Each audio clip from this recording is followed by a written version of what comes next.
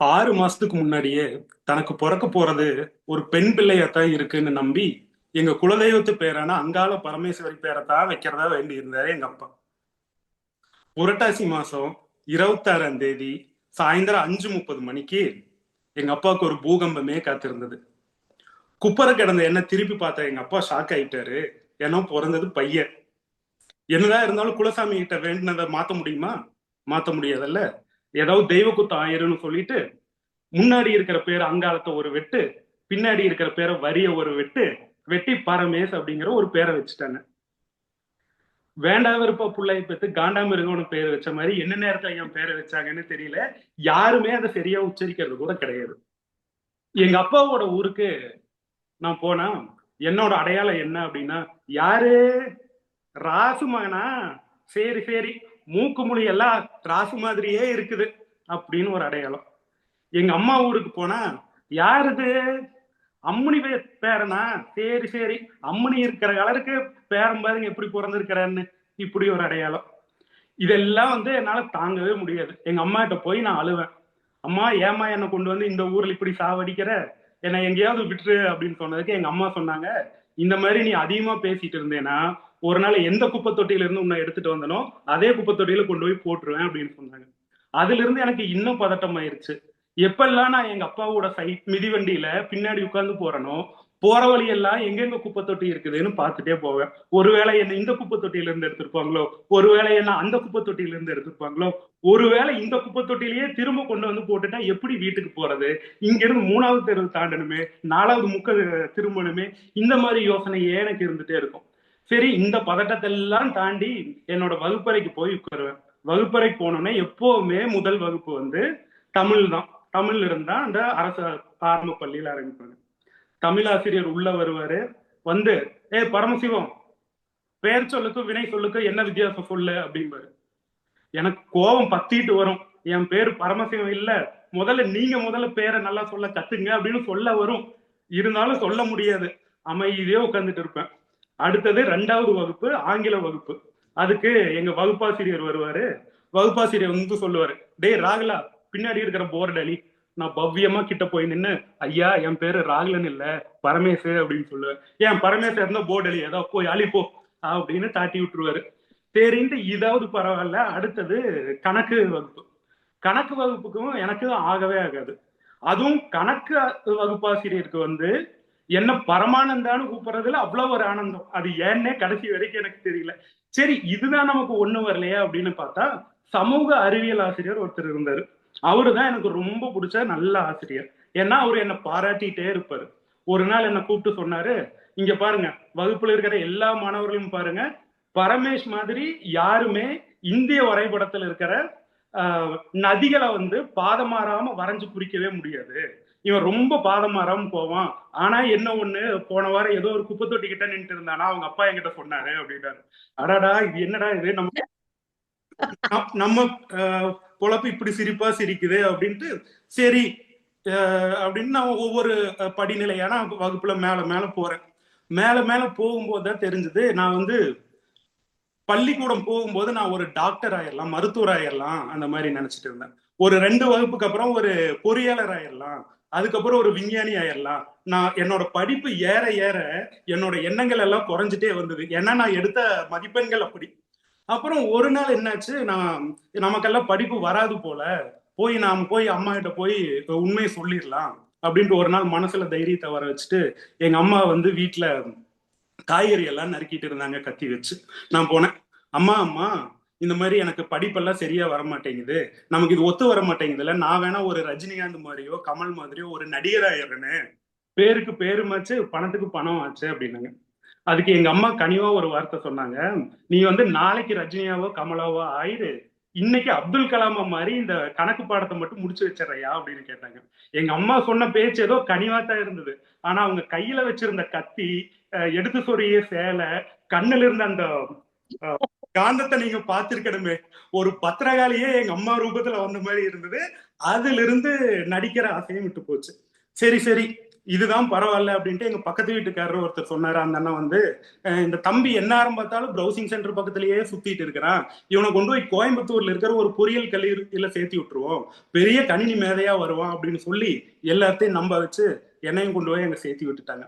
சேர்த்து விட்டதுக்கு அப்புறம் தான் எனக்கு தெரிஞ்சது கல்லூரினா எப்ப வேணாலும் போலாம், எப்ப வேணாலும் வரலாம் போல இருக்கு அப்படின்ட்டு. நான் கல்லூரிக்கு போனதே கிடையாது.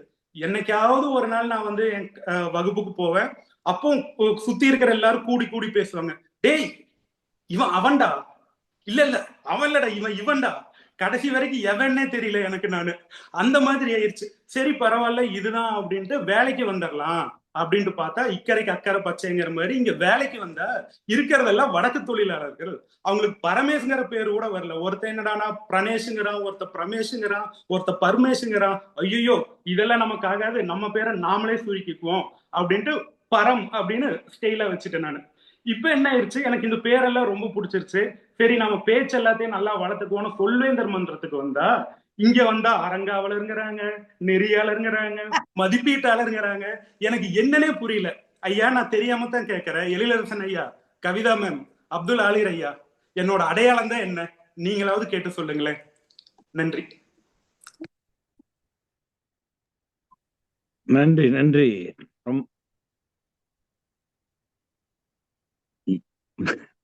நன்றி. வந்து ரொம்ப அற்புதமான கன்னி பேச்சு. அவர் சொன்னார்ல, இந்த குழந்தையா இருக்கும்போது திருப்பி போட்டாங்க. அங்க இந்த திருப்பி போடும்போது அந்த ஒரு வித்தியாசத்தை காமிக்கிறதுக்கு அந்த ஒரு குரல் வளத்தை பயன்படுத்தினார். இதுபோல் ஒவ்வொரு இடத்துலையும் குரல் வளங்கள் மிக முக்கியமான பயன்பாடு உள்ள விஷயமா இருக்கு. அங்க திருப்பி போட்டாங்க அப்படின்னு சொன்னோம்னா அதுல பெரிய உணர்வு இல்லை. அதற்கு ஒரு உணர்வு இருக்குல்ல, அந்த உணர்வை கொடுக்கும் போதுதான் அனைவரும் முகத்திலும் புன்னகை வருகிறது. இதுபோல் உணர்வு, ஒவ்வொரு வார்த்தைகளுக்கும் உணர்வுகளை அள்ளி தர வேண்டும், கிள்ளி தரக்கூடாது. அள்ளி தர வேண்டும். இப்போ உணர்வுகளை இப்போ எங்க வீட்டுல வந்து குரல் கேட்கறத வச்சு நாங்க வந்து புரிஞ்சுப்போம் என்ன பிரச்சனை நடக்குது. எங்க பசங்க வந்து ரொம்ப தெளிவா புரிஞ்சுப்பாங்க. எங்க மனைவி என்னங்க என்னம்மா அப்படின்னா எங்க மனைவி வந்து கோபமா இருக்காங்க அப்படின்னு அர்த்தம்.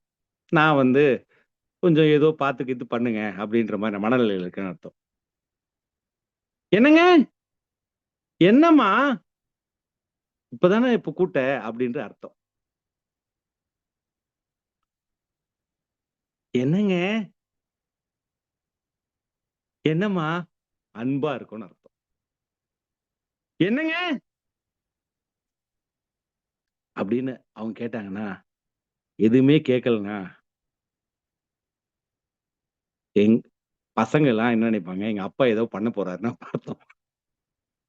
சரி, அடுத்து என்னங்க அப்படின் போது என்னம்மா அப்படின்னா நான் வந்து கோபமா இருக்கேன் அப்படின்னு அர்த்தம்.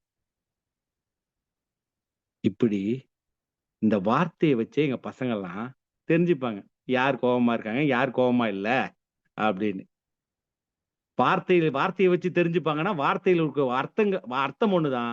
ஆனா அந்த உணர்வுகள் ஒவ்வொன்றும் ஒவ்வொரு விதத்தில் மாறுகிறது. நம்மலாம் ஒரு பேச்சாளர் ஆகணும்னா அந்த வார்த்தைக்கான உணர்வை கொடுக்கணும் அல்லவா? அப்பதானே ஒரு மிகப்பெரிய பேச்சாளராக வர முடியும். ஒவ்வொரு வார்த்தைகளுக்கும் உணர்வுகள் உண்டு. நெப்போலியன் சொல்றாரு, தன்னுடைய பேச்சு சோர்வாக இருக்கக்கூடிய போராளிகள், போர் வீரர்கள் கூட ஊக்கமளிக்க வேண்டும் என்கிறார். விழுந்தவனுக்கு கூடம் எழுந்து தன் ஆயுதத்தை பிடிக்க வேண்டும் என்ற எண்ணங்கள் உருவாக்க வேண்டும். அந்த குரலில் அந்த எண்ணங்களை உருவாக்கக்கூடிய குரல் வேண்டும் என்கிறார் ஒரு தலைவனுக்கு. அப்போ குரல் எவ்வளவு முக்கியம். எவ்வளவு முக்கியம். இப்போ நம்மெல்லாம் வந்து குரல் வளத்தையும் பற்றி இப்ப இன்னைக்கு கருப்பொருளா நம்ம பேசுறோம். இன்னைக்கு ஒரு குரல் வளத்தை பற்றி ஐயா வந்து எழிலரசன் ஐயா கிட்ட உங்க வீட்ல நடந்த ஒரு விஷயங்களை ஏதாவது பகிர்ந்துக்க முடியுமா?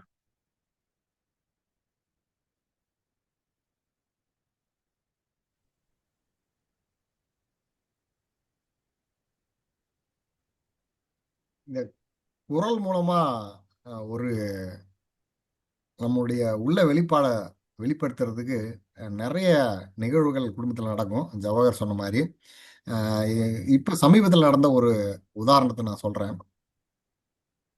மனைவி என்ன பண்ணாங்க, இந்த குப்பைகள்லாம் சேகரித்து ஒரு நெகிழி பையில வச்சு அதை கதவு ஓரத்தில் வச்சு அதை வெளியே எடுத்து போய் போடுங்க அப்படின்னு சொல்லுவாங்க. எனக்கு நான் வெளியே போகும்போது அதை எடுத்து போய் போட்டுருங்க அப்படின்னுவாங்க. நான் வெளியே அலுவலகத்துக்கு போகும்போது அதை குப்பை தொட்டியில் போட்டு போயிடணும். இது வழக்கமாக நடக்கிற ஒன்று. எப்பயாவது ஒரு நாள் நான் மறந்துடுவேன் அதை. மறந்துட்டு நான் மட்டும் போயிடுவேன். நான் திரும்பி வர வரைக்கும் அந்த நெகிழி பை அங்கேயே தான் இருக்கும். அப்படி வருவேன், உள்ளே வருவேன். மனைவி கேட்பாங்க, ஏங்க குப்பை தொட்டி போட்டீங்களா அப்படின்னுவாங்க. அந்த துணியிலேருந்து எனக்கு தெரிஞ்சு போகும் நம்ம மறந்துட்டோம்டா அப்படின்னு சொல்லிட்டு. அந்த நேரத்தில் 2 யுக்தியை பயன்படுத்துவேன் நான். ரொம்ப கோவமாக இருக்கிற மாதிரி முகத்தை வச்சுப்பேன். ஆஃபீஸில் அந்த பிரச்சனை இந்த பிரச்சனை அப்படின்னு ஆரம்பிச்சேன்னா அவங்க அதை மறந்துடுவாங்க. இப்படி ஒரு யுக்தியை பயன்படுத்தி அவங்கள மாற்றிடுவேன். அடுத்தது அவங்களுடைய குரல் கொஞ்சம் வேகமாக இருந்ததுன்னு வச்சுக்கோங்க, என்னங்க இதை கூட செய்ய மாட்டீங்க அப்படின்னா அப்படியே அமைதியாக ஓரமாக போயிடுவேன். இந்த குரல்ல இருந்து ஒருத்தருடைய உணர்ச்சி இன்னொருத்தர் புரிஞ்சுக்கிட்டு நம்ம அமைதியாக போனோம்னா வாழ்க்கையை நல்லா சந்தோஷமாக கொண்டு போகலாம். இதை ரொம்ப திருப்தியாக நான் பயன்படுத்திட்டு இருக்கிறேன் ஜவஹர் அவர்களிடம். நன்றி, நன்றி. ரொம்ப சுவாரஸ்யமான விடயம் சொன்னீங்க. நான் இந்த குரல் வளத்துல நான் எங்க அலுவலகத்துல எப்பயுமே வந்து இருக்காங்கன்னா அவங்க கிட்ட நம்ம ஒரு சில நேரங்கள்ல நான் இதை நிறைய பெரிய ஆயுதமா பயன்படுத்தியிருக்கேன்.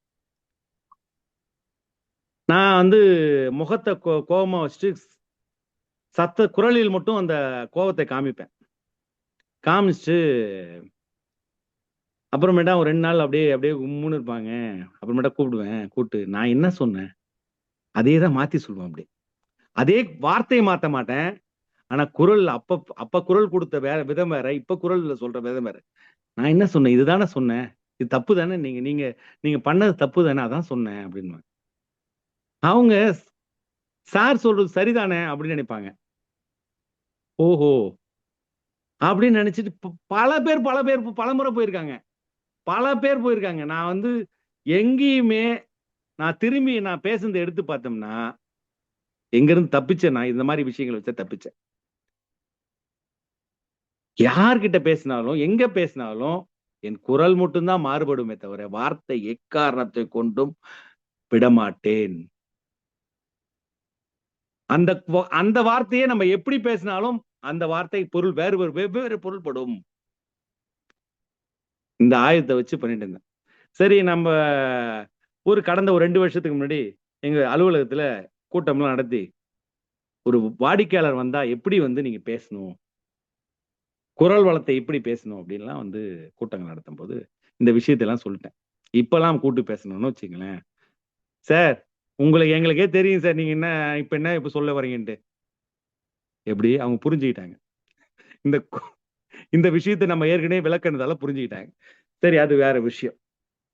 இப்படி நம்ம வாழ்க்கையில ஒவ்வொரு நாளுங்களும் இந்த குரலை ஒரு ஆயுதமா வச்சு பயன்படுத்திருக்கோம். இப்படிதான் இதான் சொல்றாரு.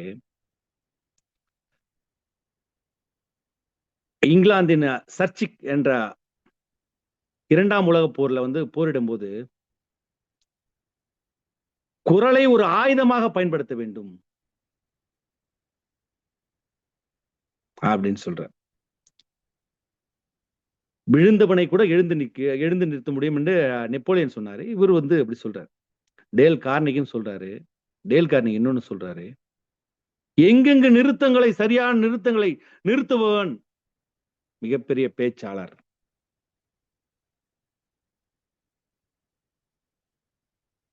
நிறுத்தங்கள் மிக முக்கியமானது. அதே மாதிரிதான் நிறுத்தங்கள் எவ்வளவு முக்கியமானதோ இன்றைய நமக்கு எல்லாம் வாழ்க்கைக்கு ரொம்ப முக்கியமானது, அலுவலகத்துக்கு முக்கியமானது, உடனடி பேச்சு. இன்றைய உடனடி பேச்சு நடத்துவதற்காக தேன் தமிழ் இணைப்பு கூட்டம் என்பார், தேன் தமிழ்ல இருந்து தக்ஷணா அவர்கள் வந்திருக்காங்க. அவர் ஒரு கல்லூரி மாணவி. இந்த படிக்கும்போது கூட நாம் பேசுவது எவ்வளவு முக்கியம் என்பதை உணர்ந்தவர். அதனால் பேச்சு கலையை கற்றுக்கொள்ள வேண்டும் என்று எண்ணி இந்த சொல்வேந்தர் மன்றத்தில் இணைந்து பயணிக்கக்கூடிய பேராற்றல் மிக்க உடனடி பேச்சை நடத்தக்கூடிய ஆற்றலுடன் வந்திருக்கும் தக்ஷணா அவரிடம் மேடை. உடனடி பேச்சு ஆசான் தக்ஷணா. அனைவருக்கும் மாலை வணக்கம். நான் தக்ஷணா. நான் என்ற தலைப்பு பேச்சு ஒருங்கிணைப்பாளர். நான் ஒரு தலைப்பு அல்லது சூழ்நிலையை வழங்குவேன். அதை பற்றி 1 முதல் 2 நிமிடங்கள் வரை பேச வேண்டும். ஆனால் இதில் ஒரு சிறிய சவால் உள்ளது. உங்கள் பேச்சில் உங்கள் விருப்பப்படி 2 வெவ்வேறு பேச்சு தோணிகளை பயன்படுத்த வேண்டும். நீங்கள் எந்த தோணிகளை வேணாலும் பயன்படுத்தலாம். ஆனால் நீங்கள் எந்த தோணிகளை பயன்படுத்துகிறீர்கள் என்பதை சொல்ல வேண்டாம். உங்கள் பேச்சு முடிந்த பிறகு பார்வையாளர்கள் அந்த 2 தோணிகளையும் கண்டுபிடிப்பார்கள். அனைவருக்கும் நன்றி.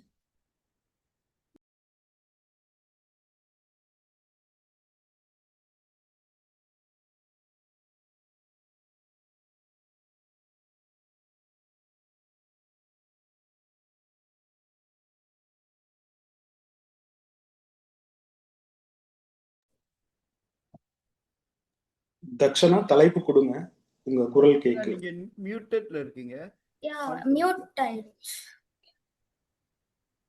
முதலாவதாக யாரு?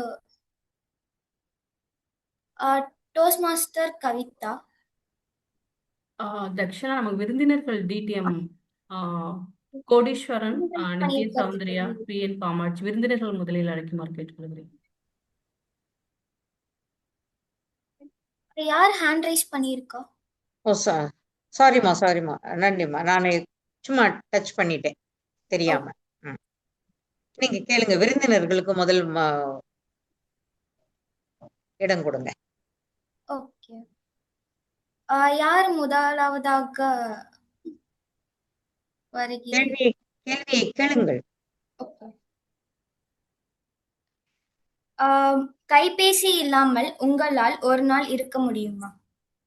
கைபேசி இல்லாமல் உங்களால் ஒரு நாள் இருக்க முடியுமா?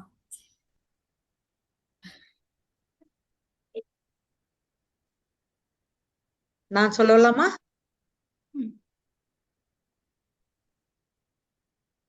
நான் சொல்லலாமா ஜோதி?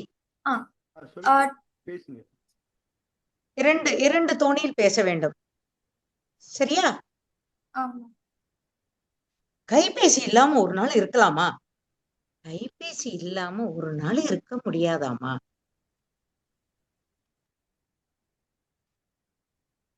சரியா?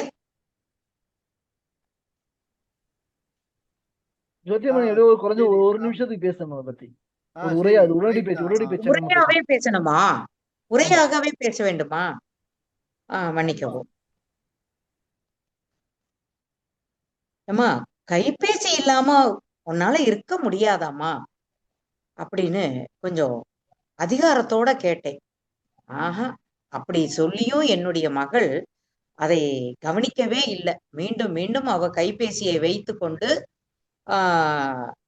நேரத்தை கடத்தி கொண்டே இருந்தாள். அவளை திருத்த வேண்டும் என்பதற்காக மெதுவாக போய் அவள் தலையை மெதுவாக தடவி கொடுத்து, ஏம்மா கைபேசியை கொஞ்சம் கீழே வச்சுட்டு வாயேம்மா சாப்பிட்றதுக்கு, இத வச்சு நீ என்னம்மா செய்ய போற, அப்படி தூக்கி வச்சுட்டு வாயடா அப்படின்னு சொல்லி ரொம்ப பணிவா நான் சொல்லவும், அவ அந்த கைபேசியை மேசை மீது வைத்து விட்டு உணவு உண்ணுவதற்கு வந்து விட்டா. நன்றி.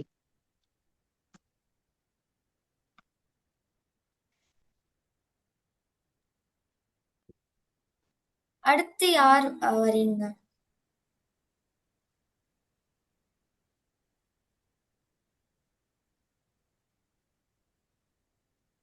DTM கோட்டீஸ்வரன் இணைப்பில் உள்ளார். கொடுங்க.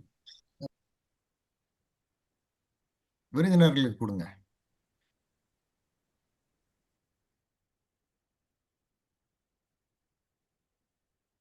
முகம் பார்க்கும் கண்ணாடி இல்லாமல் ஒரு நாள். முகம் பார்க்கும் கண்ணாடி இல்லாமல் ஒரு நாள். நான் பேசுவது கேட்கிறதா? கேட்கிறது.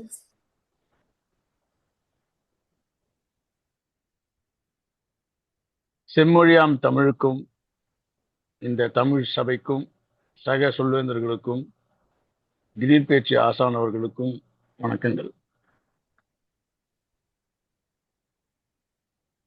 அகத்தின் அழகு முகத்தில் தெரியும் என்பார்கள்.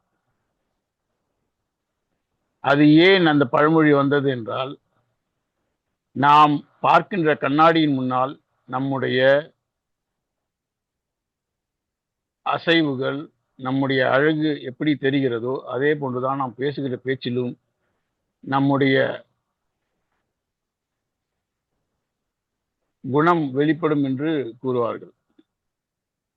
முகம் பார்க்கின்ற கண்ணாடி இல்லாமல் எப்படி ஐயா வரும்? ஒவ்வொரு நாள் நாம் வெளியே செல்லும் பொழுது என் மனைவியிடம் கூறுவேன், இன்று நாம் 30 நிமிடத்தில் கிளம்ப வேண்டும் என்று. அவர்களும் ஒத்துக்கொள்வார்கள். 30 நிமிடம் என்ன, 15 நிமிடத்திலே நான் தயாராகி விடுவேன் என்று. ஆனால் கண்ணாடியின் முன் நின்றால் நேரம் எப்படி போகிறது என்றே நமக்கு புரியாது. ஒரு உளவியலில் ஒரு வார்த்தை உண்டு, நீங்கள் எங்காவது ஒரு கண்ணாடியை பொருத்தி விட்டால் நீங்க அத்தனை பேரும், அந்த வழியிலே செல்கின்ற அத்தனை பேரும் நின்று தன்னை அழகு பார்த்து விட்டு தான் செல்வார்கள். ஆகவே கண்ணாடி என்பது மிக மிக அத்தியாவசியமான ஒன்று. முகம் பார்க்கின்ற கண்ணாடி இல்லாமல் இருப்பது மிக மிக கடினமான ஒன்று. இதை நீங்கள் சிறுவரிடம் கூறினால், கண்ணாடி இல்லாமலா, என்ன வார்த்தை பேசுகிறீர்கள் என்று நம்மை ஏளனமாக கூறுவார்கள். இதே நாங்கள் முதிர்ந்த ஒரு மகளிரிடம் கூறினால், பெண்களிடம் கூறினால், அவர்கள் நம்மை பார்த்து அது அந்த பிழைப்பே வேண்டாம் என்று கூறுவார்கள். ஆகவே முகம் பார்க்கின்ற கண்ணாடி என்பது நம் வாழ்விலே எப்பொழுதுமே இருந்து கொண்டே இருக்கும். அந்த கண்ணாடி எப்படி நம்மை காட்டுகிறதோ அது போன்று நாம் பலவிதமான குணங்களையும் நம்மிடந்து காட்ட முயற்சிப்போம். இப்போது அழகாக நம்முடைய நிகழ்ச்சி நெறியாளர் கூறியது போல் பலவிதமான குரல் வளங்கள் எப்படி வருகின்றதோ அதுக்கேற்ற முக பாவனைகளும் வரும்போதுதான் நம்முடைய பேச்சு செழிப்பாக இருக்கும். ஆகவே ஒரு நாளும் கண்ணாடி இல்லாமல் வாழ்வது என்பது மிக மிக கடினமான ஒன்று என்று கூறி மெய்நிகர் மேடையை சொல்வேந்திரன் ஒப்படைக்கிறேன். நன்றி, வணக்கம்.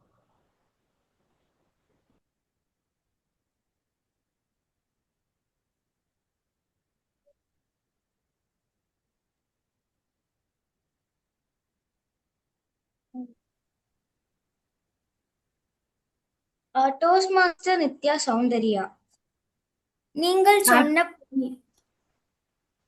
கூறுங்கள். டோஸ்ட் மாஸ்டர் நித்யா சௌந்தர்யா, நீங்கள் சொன்ன பொய்யை எப்படி நியாயப்படுத்துவீர்கள்? நீங்கள் சொன்ன பொய்யை எப்படி நியாயப்படுத்துவீர்கள்? Toast master Nithya Soundarya.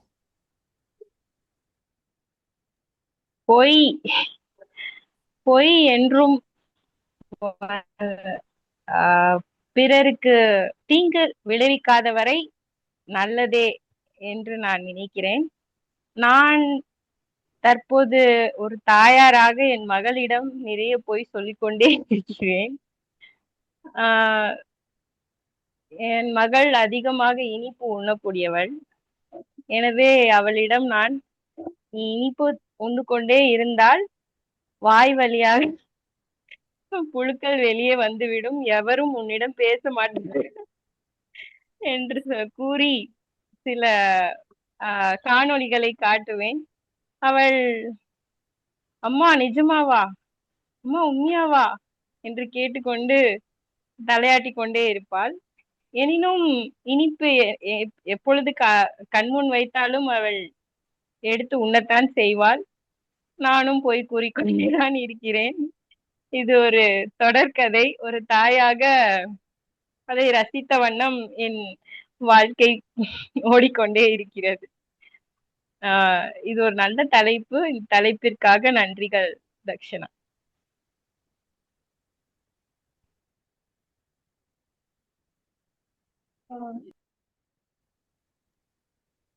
Toast master Kamakshi, விளையாட்டா அல்லது படிப்பா, எது வாழ்க்கைக்கு அதிகம் கற்றுக் கொடுக்கிறது? விளையாட்டா அல்லது படிப்பா, எது வாழ்க்கைக்கு அதிகம் கற்றுக் கொடுக்கிறது? Toast master Kamatchi. Video on பண்ணணுமா இல்ல? ஆன் பண்ணா நல்லா இருக்கும். தயவு செய்து ஆன் பண்ணுங்க. அப்படின்னா நீங்க ஓகே. பேசும்போது நான் உங்களை பார்க்கலாம். அனைவருக்கும் வணக்கம். வாழ்க்கையில் நிறைய விஷயங்களை கற்றுத் தருவது விளையாட்டே. ஒரு விளையாட்டுல உடல் வளர்ச்சி உடலுக்கு மட்டும் பயிற்சி இல்லாம நம்ம மனதுக்கும் பயிற்சி. பல பேர் சேர்ந்து விளையாடுற ஒரு விளையாட்டுல ஒருத்தருக்கு ஒருத்தர் எப்படி விட்டு கொடுக்கறது, ஒருத்தருக்கு ஒருத்தர் எப்படி விஷயங்களை பரிமாறுறது, அந்த பரிமாறப்பட்ட விஷயங்களை வச்சு எப்படி விளையாடணும் அப்படிங்கிற நிறைய விஷயங்களை குரூப் ஆக்டிவிட்டிஸ் பத்தி நிறைய விஷயங்களை விளையாட்டு சொல்லி கொடுக்குறாங்க. விளையாட்டு மட்டும்தானா அப்படின்னா கிடையாது, படிப்பும் முக்கியம். படிப்புல நாம விளையாட்டை பத்தி கூட இப்ப நிறைய படிப்புல சொல்லி கொடுக்குறாங்க. படிப்புன்றது ஒரு விளையாட்டை பத்தி புரிஞ்சுக்கிறதுக்கும் நம்ம நிறைய படிக்க வேண்டிய விஷயங்கள் இருக்கு. ஏன்னா விளையாட்டுல இவ்வளோ நன்மைகள் இருக்கு அப்படிங்கறதே நம்ம படிச்சுதான் தெரிஞ்சுக்கிறோம். சோ படிப்பும் முக்கியம்தான். நன்றி.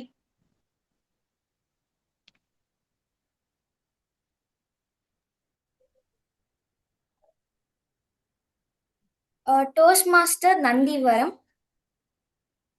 நன்றாக எழுதிய தேர்வில் தோல்வி அடைந்ததால் உங்கள் குடும்பத்தினரிடம் எப்படி விளக்குவீர்கள்? நன்றாக எழுதிய தேர்வில் தோல்வி அடைந்ததால் உங்கள் குடும்பத்தினரிடம் எப்படி விளக்குவீர்கள்? Toast master Nandivaram.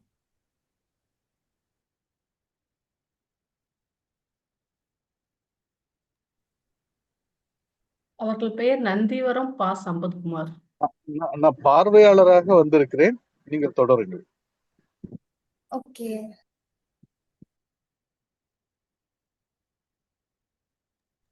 Toast master முதல் முறையாக வருவதனால் நிகழ்வு எப்படி இருக்கிறது என்பதை கண்காணிப்பதற்காக வருகை தந்திருக்கிறேன், புரிந்து கொள்ள.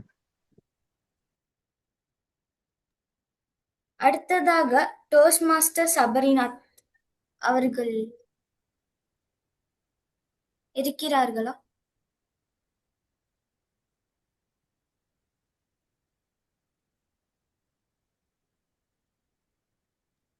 அவர் எடுக்கல, வேற யாருக்காவது நீங்க வாய்ப்பு வழங்கலாம். ஓகே, அடுத்து யாராவது வரீங்களா? தங்கவேலு அவர்கள் கை உயர்த்தினார். டோஸ்ட் மாஸ்டர் தங்கவேல், உங்களுக்கு ஒரு அசாதாரண சக்தி கிடைத்ததால் அதை எப்படி பயன்படுத்துவீர்கள்? உங்களுக்கு ஒரு அசாதாரண சக்தி கிடைத்ததால் அதை எப்படி பயன்படுத்துவீர்கள்? Toast master Thangavel.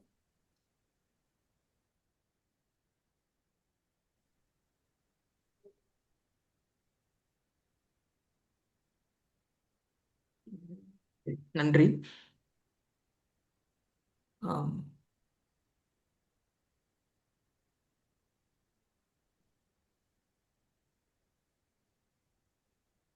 அசாதாரண சக்தி அப்படின்னா, என்னை பொறுத்த வரைக்கும் நம்மளுடைய மனித மனம், இந்த மனித பிறப்பே வந்து ஒரு இயற்கையில ஒரு அசாதாரணமான விஷயம்தான். ஏன்னா ஔவையார் சொன்னது படி பிறப்பு பிறப்பு மானிடராய் பிறத்தல் அரிது. இப்போ மற்ற எந்த உயிருக்கும் கிடைக்காத சிறப்பு நமக்கு ஒரு மனிதனா பிறக்க கிடைச்சிருக்கு. அந்த மனிதனை இந்த சிறப்பாக்குற விஷயம் எதுன்னா மனம். அந்த மனமே வந்து இயற்கையில ஒரு அசாதாரணமான சக்தி படைத்தது தான். அதனாலதான் நம்ம வந்து இந்த மனித இனம் வந்து இவ்வளவு தூரம் வளர்ந்துருக்கு.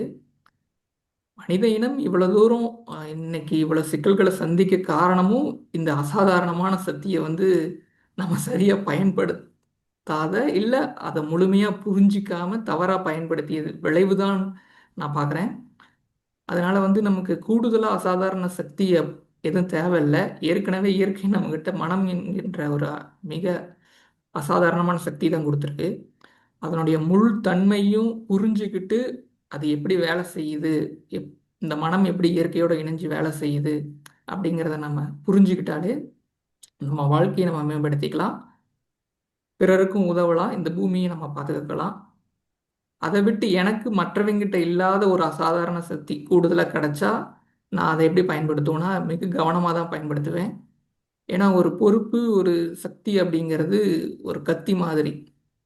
அதை நம்ம எப்படி பயன்படுத்துகிறோங்கிறது தான். அதை நம்ம நல்லதுக்கும் பயன்படுத்தலாம். ஒரு கத்தியை வச்சு நம்ம ஒரு காய்கறியும் அறியலாம், ஒரு நபரையும் நம்ம குத்தலாம். அது மாதிரி சக்தியை வந்து நம்ம எப்படி பயன்படுத்துகிறோம் அப்படிங்கிறது தான் மிக முக்கியம். நிச்சயமாக நான் வந்து அப்படி சக்தி கிடச்சிச்சின்னா பெரும்பாலும் வந்து பயன்படுத்த மாட்டேன். ஏன்னா அதால் வந்து விளைவுகள் தான். அந்த கத்தியை வந்து நம்ம கையால் தெரிஞ்சுக்கிற வரைக்கும் நம்ம அதை சரியாக பயன்படுத்தக்கூடாது. ஒருவேளை தப்பாக பயன்படுத்தினா எனக்கு பிரச்சனை, அதால் மற்றவர்களுக்கும் பிரச்சனை. அப்படி சக்தி கிடைச்சா ஒரு விளைவை அறிஞ்சு தான் அந்த சக்தியை நான் பயன்படுத்துவேன். சக்தி இருக்கு அப்படின்னு காட்டுறதுக்காக நான் பயன்படுத்த மாட்டேன். நன்றி. நன்றி டோஸ்ட் மாஸ்டர் தங்கவேல்.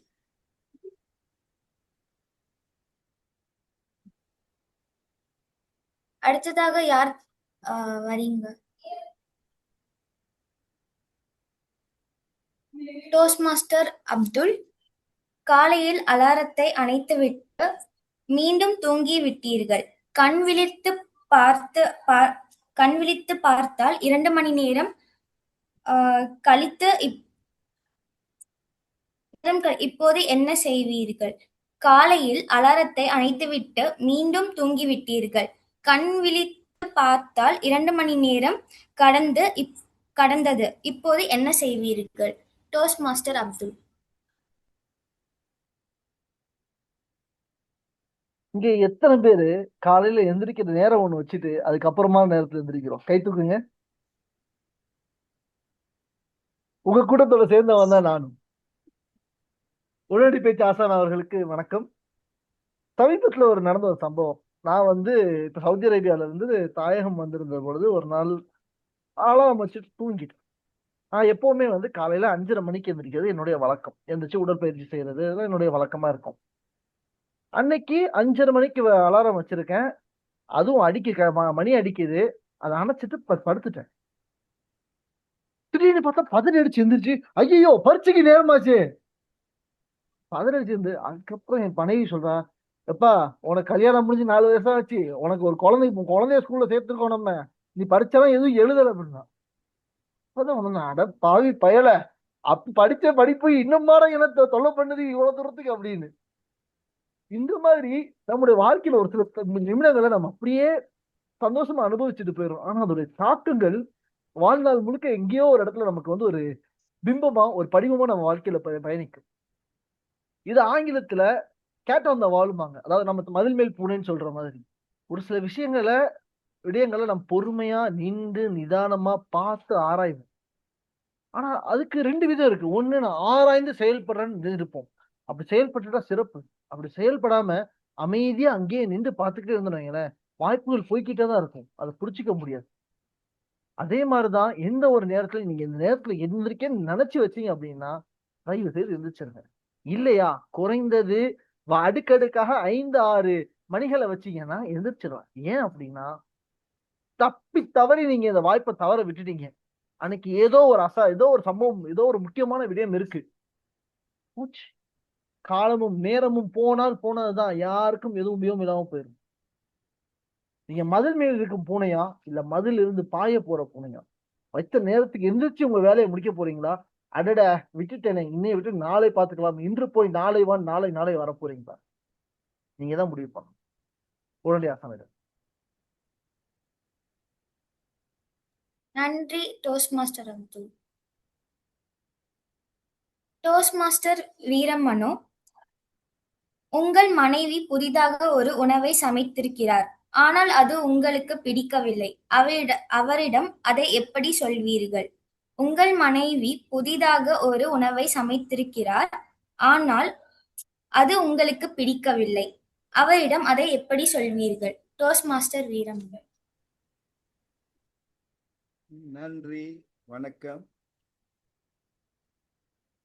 எனக்கு எனக்கு பிடிக்காத உணவு சமைச்சிருக்கேன். இல்லை எனக்கு பிடிக்கல, சாப்பிட்டு முடிஞ்சோடனே ரொம்ப நல்லா இருக்கு ஆனா நல்லா இல்லை இப்ப சொல்லலாம்.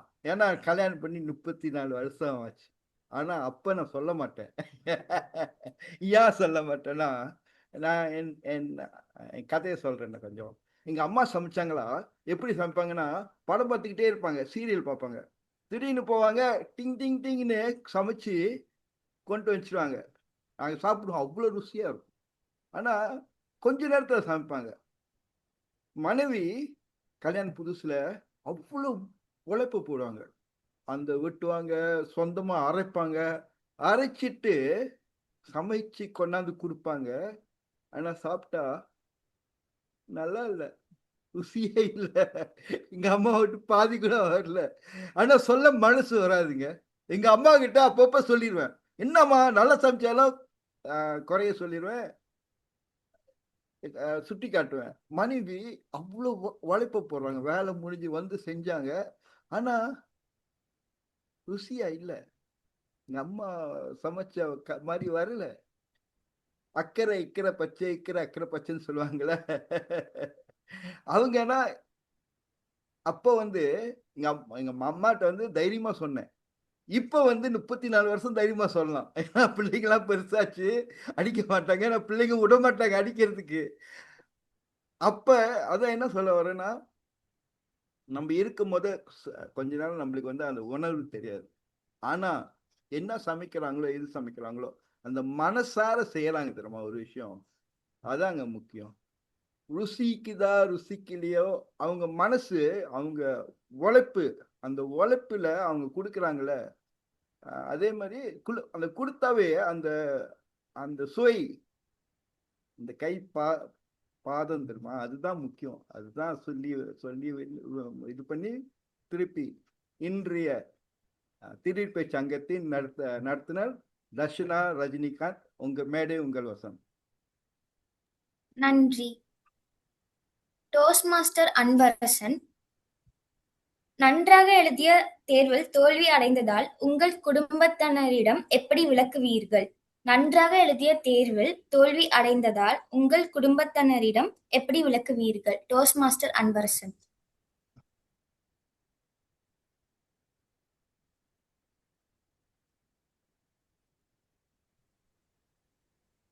நன்றி உடனடி பேச்சு அசான் அவர்களே.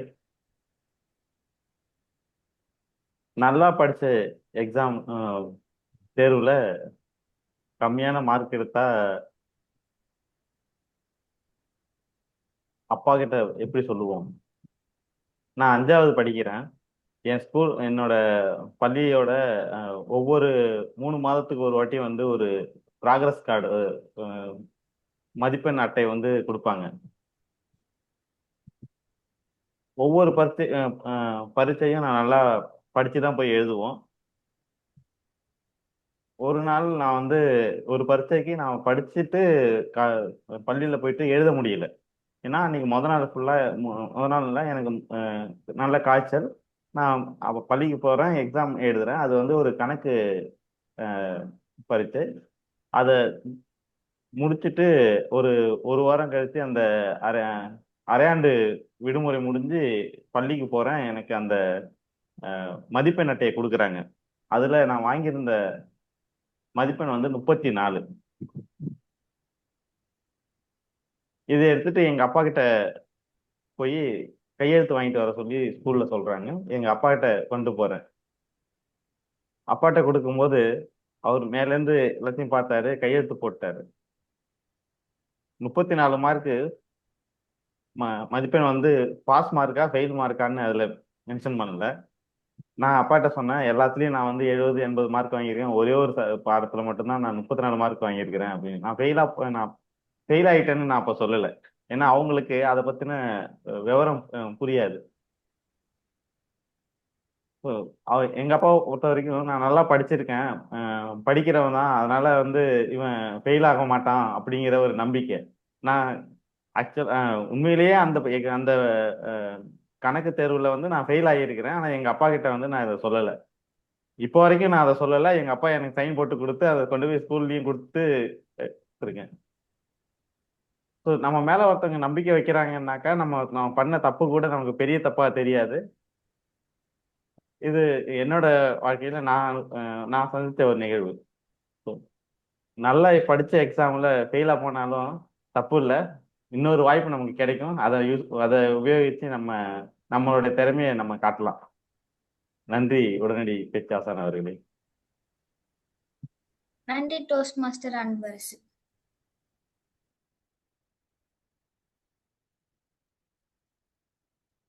கடைசியாக யாராவது வரீங்களா?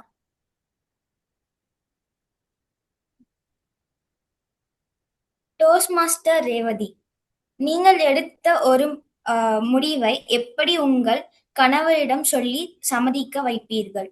நீங்கள் எடுத்த ஒரு முடிவை எப்படி உங்கள் கணவரிடம் சொல்லி சம்மதிக்க வைப்பீர்கள்? Toast master Revathi. நல்ல தலைப்பு. இப்ப உங்களுக்கு தெரியுமா, இன்னைக்கு எங்களோட தோழிகள் எல்லாரும் ஒரு இடத்துக்கு போகணும் அப்படின்னு அவங்களே முடிவெடுத்துட்டாங்கப்பா. நான் முதல்ல சொன்னேன் அது ரொம்ப தள்ளி, அதனால எங்க கணவர் விடமாட்டாங்க அப்படிலாம் சொன்னேன்ப்பா. ஆனாலும் எங்க தோழிகள்லாம் சொன்னாங்க கண்டிப்பா நீ வந்தாகணும் அப்படின்னு சொல்லி.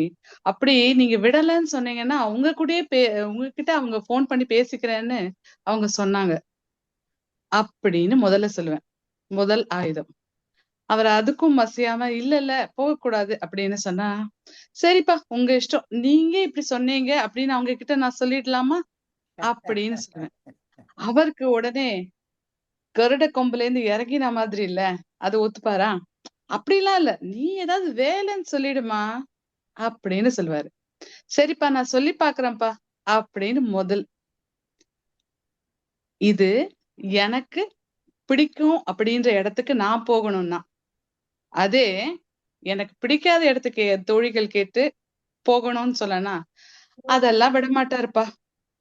என்னால அவ்வளவு தூரம் அவர்கிட்ட சண்டை போட்டுலாம் வர முடியாது அப்படின்னு நானே அந்த துவனிய மாத்தி வேற மாதிரி சொல்லிடுவேன். இது சாதாரண நிகழ்வா உங்களுக்கு தோணலாம். ஆனா எனக்கு இதுவே கம்ப சுத்துறோம் அப்படின்னு 20 வருஷம் கழிச்சு கல்யாண வாழ்க்கையில அப்புறம் தான் தெரிஞ்சுக்கிட்டேன். கணவரை சமாளிக்கிறது கொஞ்சம் கஷ்டம்தான். ஆனா ஆரம்பத்திலேயே கத்துக்கிட்டேன்னா இன்னும் சுவையா எடுத்துட்டு போகலாம் அப்படின்றது என்னோட கருத்து. மேடை உங்களிடம். நன்றி. ஆர்வத்துடன் கலந்து கொண்ட அனைவருக்கும் நன்றி. இத்துடன் இந்த திட்டமிடாத பேச்சை முடித்துக் கொள்ளலாம். அனைவருக்கும் நன்றி. நன்றி. உடனடி பேச்சு ஆசான். திட்டமிடாத பேச்சை திட்டமிட்டு வந்து இன்று அனைவரும் பாராட்டுகளையும் திட்டமிடாமல் பெற்று உங்கள் வாழ்க்கையில் இன்று இந்த நிகழ்ச்சி ஒரு திட்டமிட்ட நிகழ்ச்சியாக வாழ்க்கையில் மறக்க முடியாத நிகழ்வாக மாற்றி அமைத்துள்ளது. இது உங்கள் வாழ்வில் ஒரு நல்ல நிகழ்வாக இருக்கும் என்று நம்புகிறேன். சாக்ரட்டிஸ் சொல்றாரு, நீ யார் என்று நீ முதலில் பேசு, நீ யார் என்று நான் சொல்கிறேன். உன் குரலில் நீ நல்லவனா, நீ அறிவாளியா, நீ ஒரு தலைவனா என்று தெரியும் என்கிறார் சாக்ரட்டிஸ். கிரேக்க தத்துவ ஞானி சாக்ரட்டிஸ் இப்படி ஒரு அருமையான விஷயங்களை சொல்றார். நம்மளுடைய குரல் எப்படி என்ன பேசுகிறோம், அதற்கான வார்த்தைகளை எந்த உணர்வுகளை அளிக்கிறோம் என்பதை பொறுத்து ஒவ்வொரு வார்த்தையும் மெருகேறுகிறது, ஒவ்வொரு வார்த்தையும் சாதாரணமாக மாறுகிறது. டேல் கார்னகி, உங்களின் பேச்சு என்பது பல இடங்களில் ஒரே மலையில் செல்வது போல் சென்றால் அது உங்களுடைய பேச்சாக இருக்காது. மலையில் ஏறி இறங்குவது போல் இறங்கினால் தான் நீங்கள் மலையில் இருக்கிறீர்கள் என்று அர்த்தம்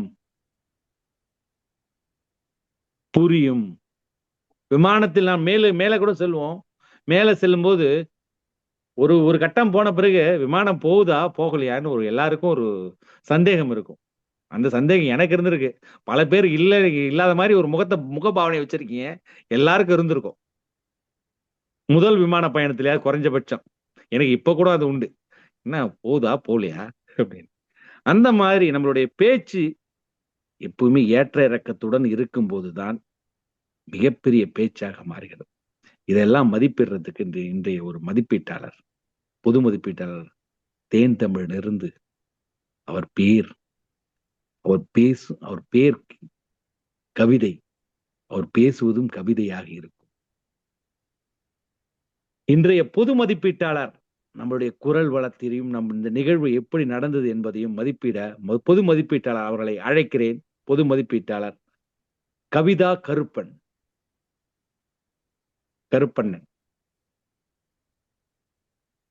பெயர் திருத்தத்திற்கு மிக்க நன்றி. இன்றைய செல்வேந்தர் ஜவஹர் அவர்களே, இன்றைய பொது மதிப்பீட்டிற்குள் நுழைவதற்கு முன் இன்றைய திட்டமிட்ட பேச்சின் மதிப்புரையை வழங்குவதற்காக நம்முடைய மதிப்பீட்டாளர்களை அழைக்கலாம். முதல் பேச்சின் மதிப்பீட்டை வழங்குவதற்காக சொல்வேந்தர் தங்கவேல் அவர்களை மேடைக்கு அழைக்கின்றேன்.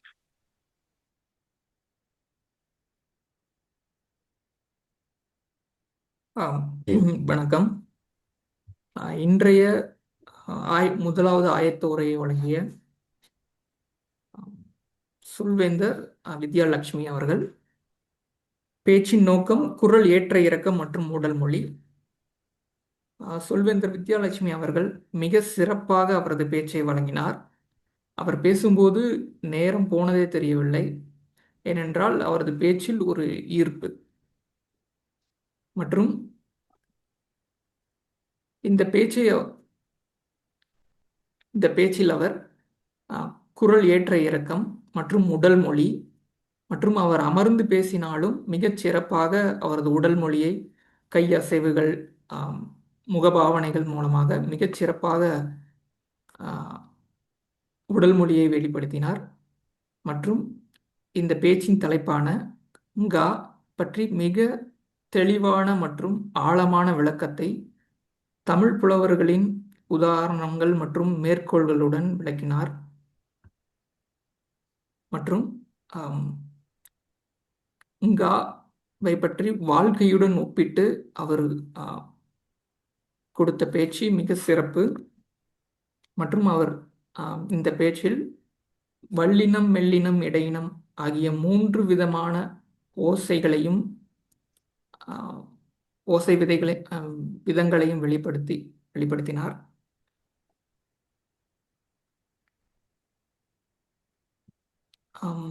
மற்றும் சொல்வேந்தர் விஜயலட்சுமி அவர்களின் இந்த பேச்சின் திட்டத்தின் நோக்கம் குரல் ஏற்ற இறக்கம் மற்றும் உடல் மொழியை அவரது பேச்சின் மூலம் முழுமையாக நிறைவு செய்தார் என்பதை மிகுந்த மகிழ்ச்சியுடன் தெரிவித்துக் கொள்கிறேன்.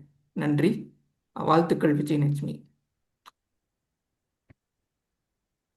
மேடை மீண்டும் இன்றைய பொது மதிப்பீட்டாளர் சொல்வேந்தர் கவிதா அவர்களிடம். நன்றி சொல்வேந்தர் தங்கவேல். அடுத்ததாக நம்முடைய இரண்டாவது திட்டமிட்ட பேச்சாளர் சொல்வேந்தர் பரமேஷ் அவர்களின் உரையை மதிப்பிடுவதற்காக மதிப்பீட்டாளர் சொல்வேந்தர் அப்துல் ஹாலிர் அவர்களை மேடைக்கு அழைக்கின்றேன். நன்றி பொது மதிப்பீட்டாளர் அவர்களே. நான் யாரு அப்படின்னு நம்மளுக்கெல்லாம் கேட்க வச்ச என்னுடைய பேச்சாளர் சொல்வேந்தர் பரமேஷ் அவர்கள், அங்காள பரமேஸ்வரியிலிருந்து பரமேசாக உருவாரிய என் பரமேஷ் அவர்களுக்கு முதலில் பெரிய ஒரு வாழ்த்துக்கள். இந்த ஒரு உரைய 4 நிமிடமும் முடிந்த எவ்வளவு சிரிக்க வைக்க முடியும், எவ்வளவு விடயத்தை கொண்டு வர முடியும்னு ஆரம்பிச்சு பல பேர்கள் பரமேஸ்வரில இருந்து பரமானந்தா போய் ராகலையா போய் வினைச்சொல் பெயர் சொல்லுக்கிறது, ஐயா முதைய பேரையாவது சரியா சொல்லுங்கயாங்கிற அளவுக்கு வந்து என்ன ஒரு ஓட்டம், என்ன ஒரு உரையின் வழிபாடு, அருமையான ஒரு உரையா இருந்தது. எனக்கு ரொம்ப மன நிம்மதியான ஒரு மகிழ்ச்சியான ஒரு முதல் உரையை கேட்ட மாதிரி இருந்தது. நீங்க முதல் உரை வழங்கக்கூடியவர்களே என்பதும் நான் அறிவேன். அதனாலதான் இந்த உரை இன்னும் சிறப்பாக இருந்ததாக எனக்கு பர்டிகுலரா எனக்கு தனிப்பட்ட முறையில் ரொம்ப ஆர்வமாக இருந்த ஒரு விடயம். எனக்கு அது இன்னும் ரொம்ப பிடிச்ச ஒரு விடயம் என்னன்னா, சின்ன விஷயம் எல்லா வீட்லயும் சொல்லுவாங்க, மூத்தவங்கனால என் தங்கச்சிட்ட சொல்லுவேன், உனக்கு குப்பத்தொட்டில இருந்து தூக்கிட்டு வந்தோம் அப்படின்னு. அதை கொண்டு வந்து உங்க கதையில சொருகுறீங்க பாருங்க. சொருகிட்டு அதோட நிக்காம எங்கெங்கெல்லாம் குப்பை தொட்டிலாம் இருக்கோ அங்கெல்லாம் பார்த்து நிப்பேன். அந்த குப்பை தொட்டில எப்படி வீட்டுக்கு திருப்பி போறது என்ன விட்டாங்கிற அளவுக்கு யோசிப்பேன் பாத்தீங்களா? நீங்க வந்து குழந்தைகள் மனநிலையை அடுத்த நிலைக்கு கொண்டு போற அளவுக்கு ஒரு யதார்த்தமான ஒரு உரையாக இருந்தது எனக்கு. அதுக்கப்புறம் போன அந்த வாத்தியார், ஏன் உன் பேரை சரியா சொன்னா தொலைப்பியா என்ன தொலைக்க மாட்டியா அப்படின்னு கேட்கறதெல்லாம் வந்து பள்ளி பருவத்துக்கு ஒரு சின்ன ஒரு அழகான ஒரு தென்றல் தீன்ற மாதிரி ஒரு அருமையான ஒரு அனுபவமான ஒரு உரையா இருந்தது. அதான் ஊருக்கு நம்ம ஊர் பக்கம்லாம் போய் கேட்பாங்க, யாரு இன்னாரு மகனா இன்னாரு பேரனா அப்படின்னு. அந்த ஒரு தொட்டு நம்முடைய ஊர் பாங்கை தொட்டு பள்ளி பாங்கை தொட்டு கடைசியாக வேலை பார்க்கும் நிலையத்தில் வந்து தன் பேரை எவ்வாறு குத்துயிரும் கொலை உயிருமா ஆக்குவாங்கிறதுக்கு பல உதாரணங்களாக பரமேஸ்வரன், பரமா, பரமாத்மா, பரளி, ஏதேதோ வித்தியாசமான பெயர்கள், பல பரிமாணங்கள். இது எல்லாத்தையும் தாண்டி கடைசியா ஒண்ணு கேட்டீங்க, கடைசியா நான் யாருதான் நீங்களாவது சொல்லுங்கயா அப்படின்னு. நான் இப்ப சொல்றேன், நீங்கள் மிக சிறந்த சிறப்பான பேச்சாளர் இன்னைக்கு. அதுதான் இன்னைக்கு நீங்க உங்களோட அடையாள சிக்கல்ல இடியப்ப சிக்கலை விட அதிகமா இருக்க உங்க அடையாள சிக்கலை நிவர்த்தி பண்ண சிக்கலா இருக்கும் நான் நம்புறேன். இது இவ்வளவு சிறந்த பேச்சு கொடுத்த உங்க பேச்சுக்கு ஒரு சின்ன பரிந்துரை சொல்லணுமே அப்படின்னு யோசிக்கும்போது என்னடா சொல்லலாம் அப்படின்னு பார்க்கும்போது 2 விடயம் எனக்கு தோணுச்சு. முதல் விடயம், நீங்க கொடுத்த நேரம் 4 to 6 நிமிடங்கிறதுனால நிக்காம அடிச்சு விரட்டி போய்கிட்டே இருக்கீங்க ஒரு ரயில் பெட்டி மாதிரி. ஒரு சின்ன இடைவேளை. குப்பத்தொட்டியில இருந்து கணினி நிலையத்தை பார்த்துக்கிட்டு இருந்தேன் அப்படின்னா அங்க அமைதியா இருக்கணும். எனக்கு இளைஞர்கள் கணினி நிலையத்துக்கு போறாங்கன்னா அது வேற ஒரு கண்ணோட்டத்துல இருக்கும். நகைச்சுவையா கொண்டு போறதா இருந்தா அங்க ஒரு அமைதி கொடுத்துருந்தா அங்க ஒரு நகைச்சுவை உள்ள வந்திருக்கும். அதை தவிர்த்து அது நீங்க விட்டுட்டு போயிட்டீங்க. இன்னும் 2-3 இடத்துல நம்ம அடுத்து என்ன சொல்ல வரோங்க கோபம் மறந்துடுமோங்கிறதுக்காக மேல பார்த்து யோசிக்க ஆரம்பிக்கும் பொழுது உங்களுடைய எண்ண ஓட்டங்கள் வந்து எங்களுடன் சின்ன ஒரு தடுமாற்றம் ஏற்பட்டதா நான் உணர்ந்தேன். இந்த 2 நோக்கம் மட்டும் பரிந்துரை மட்டும் முன்னேற்றினீங்கன்னா இந்த மாதிரி ஒரு சிறப்பான நகைச்சுவையான பேச்சை கேட்டு ரொம்ப நாளை கேட்டதுக்கு அப்புறம் கேட்டு நான் சந்தோஷப்பட்டேன். இன்னும் இது சிறப்பாக அமைய வாழ்த்துக்கள். மேலே மீண்டும் பொது மதிப்பீட்டாளர். அருமையான மதிப்பீட்டிற்கு மிக்க நன்றி சொல்வேந்தர் அப்துல் ஹலீல் அவர்களே.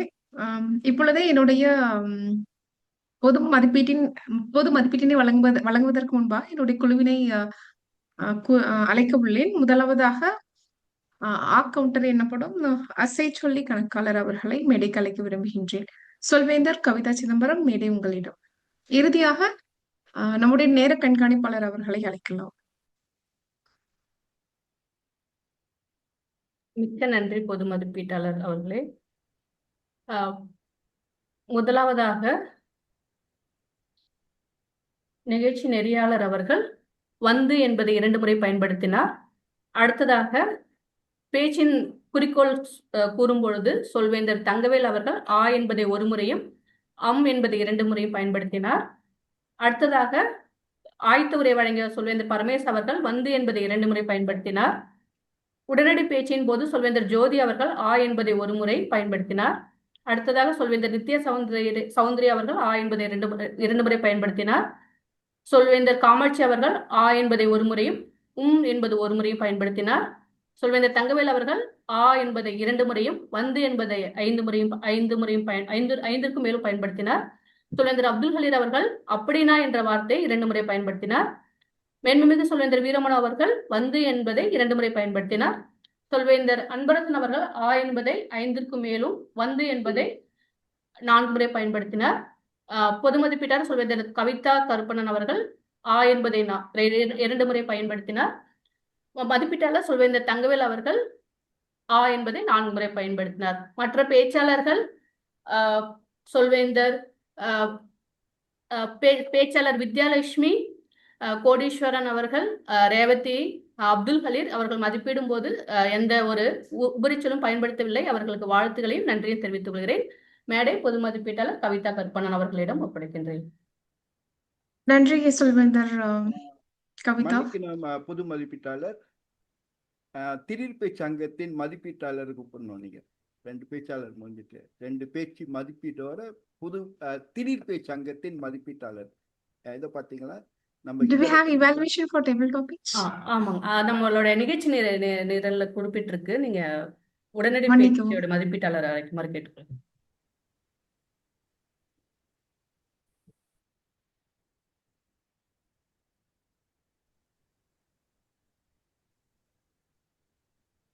உடனடி பேச்சை மதிப்பீடு செய்வதற்காக ஆம், மென்மிகு சொல்வேந்தர் வீரமனோ அவர்களை மேடைக்கு அழைக்கின்றேன். நன்றி பொது மதிப்பீட்டாளர் கவிதா. திடீர் பேச்சு அங்கம், நாங்க திடீர் பேச்சு அங்கம் சொல்லுவோம், உடனடி பேச்சுன்னு சொல்லலாம். எனக்கு 8லேருந்து 10 நிமிடம் கொடுத்துருக்காங்க மதிப்பீடு பண்ண. திடீர் பேச்சு அங்கம் என்னத்துக்கு, ஒரு என்ன காரணம், இது 4 திறனை வளர்த்துக்கிறதுக்கு நம்மளுக்கு காரணம் கொடுக்குறாங்க. வந்து கேட்கும் திறன், 2வது சிந்திக்கும் திறன், 3வது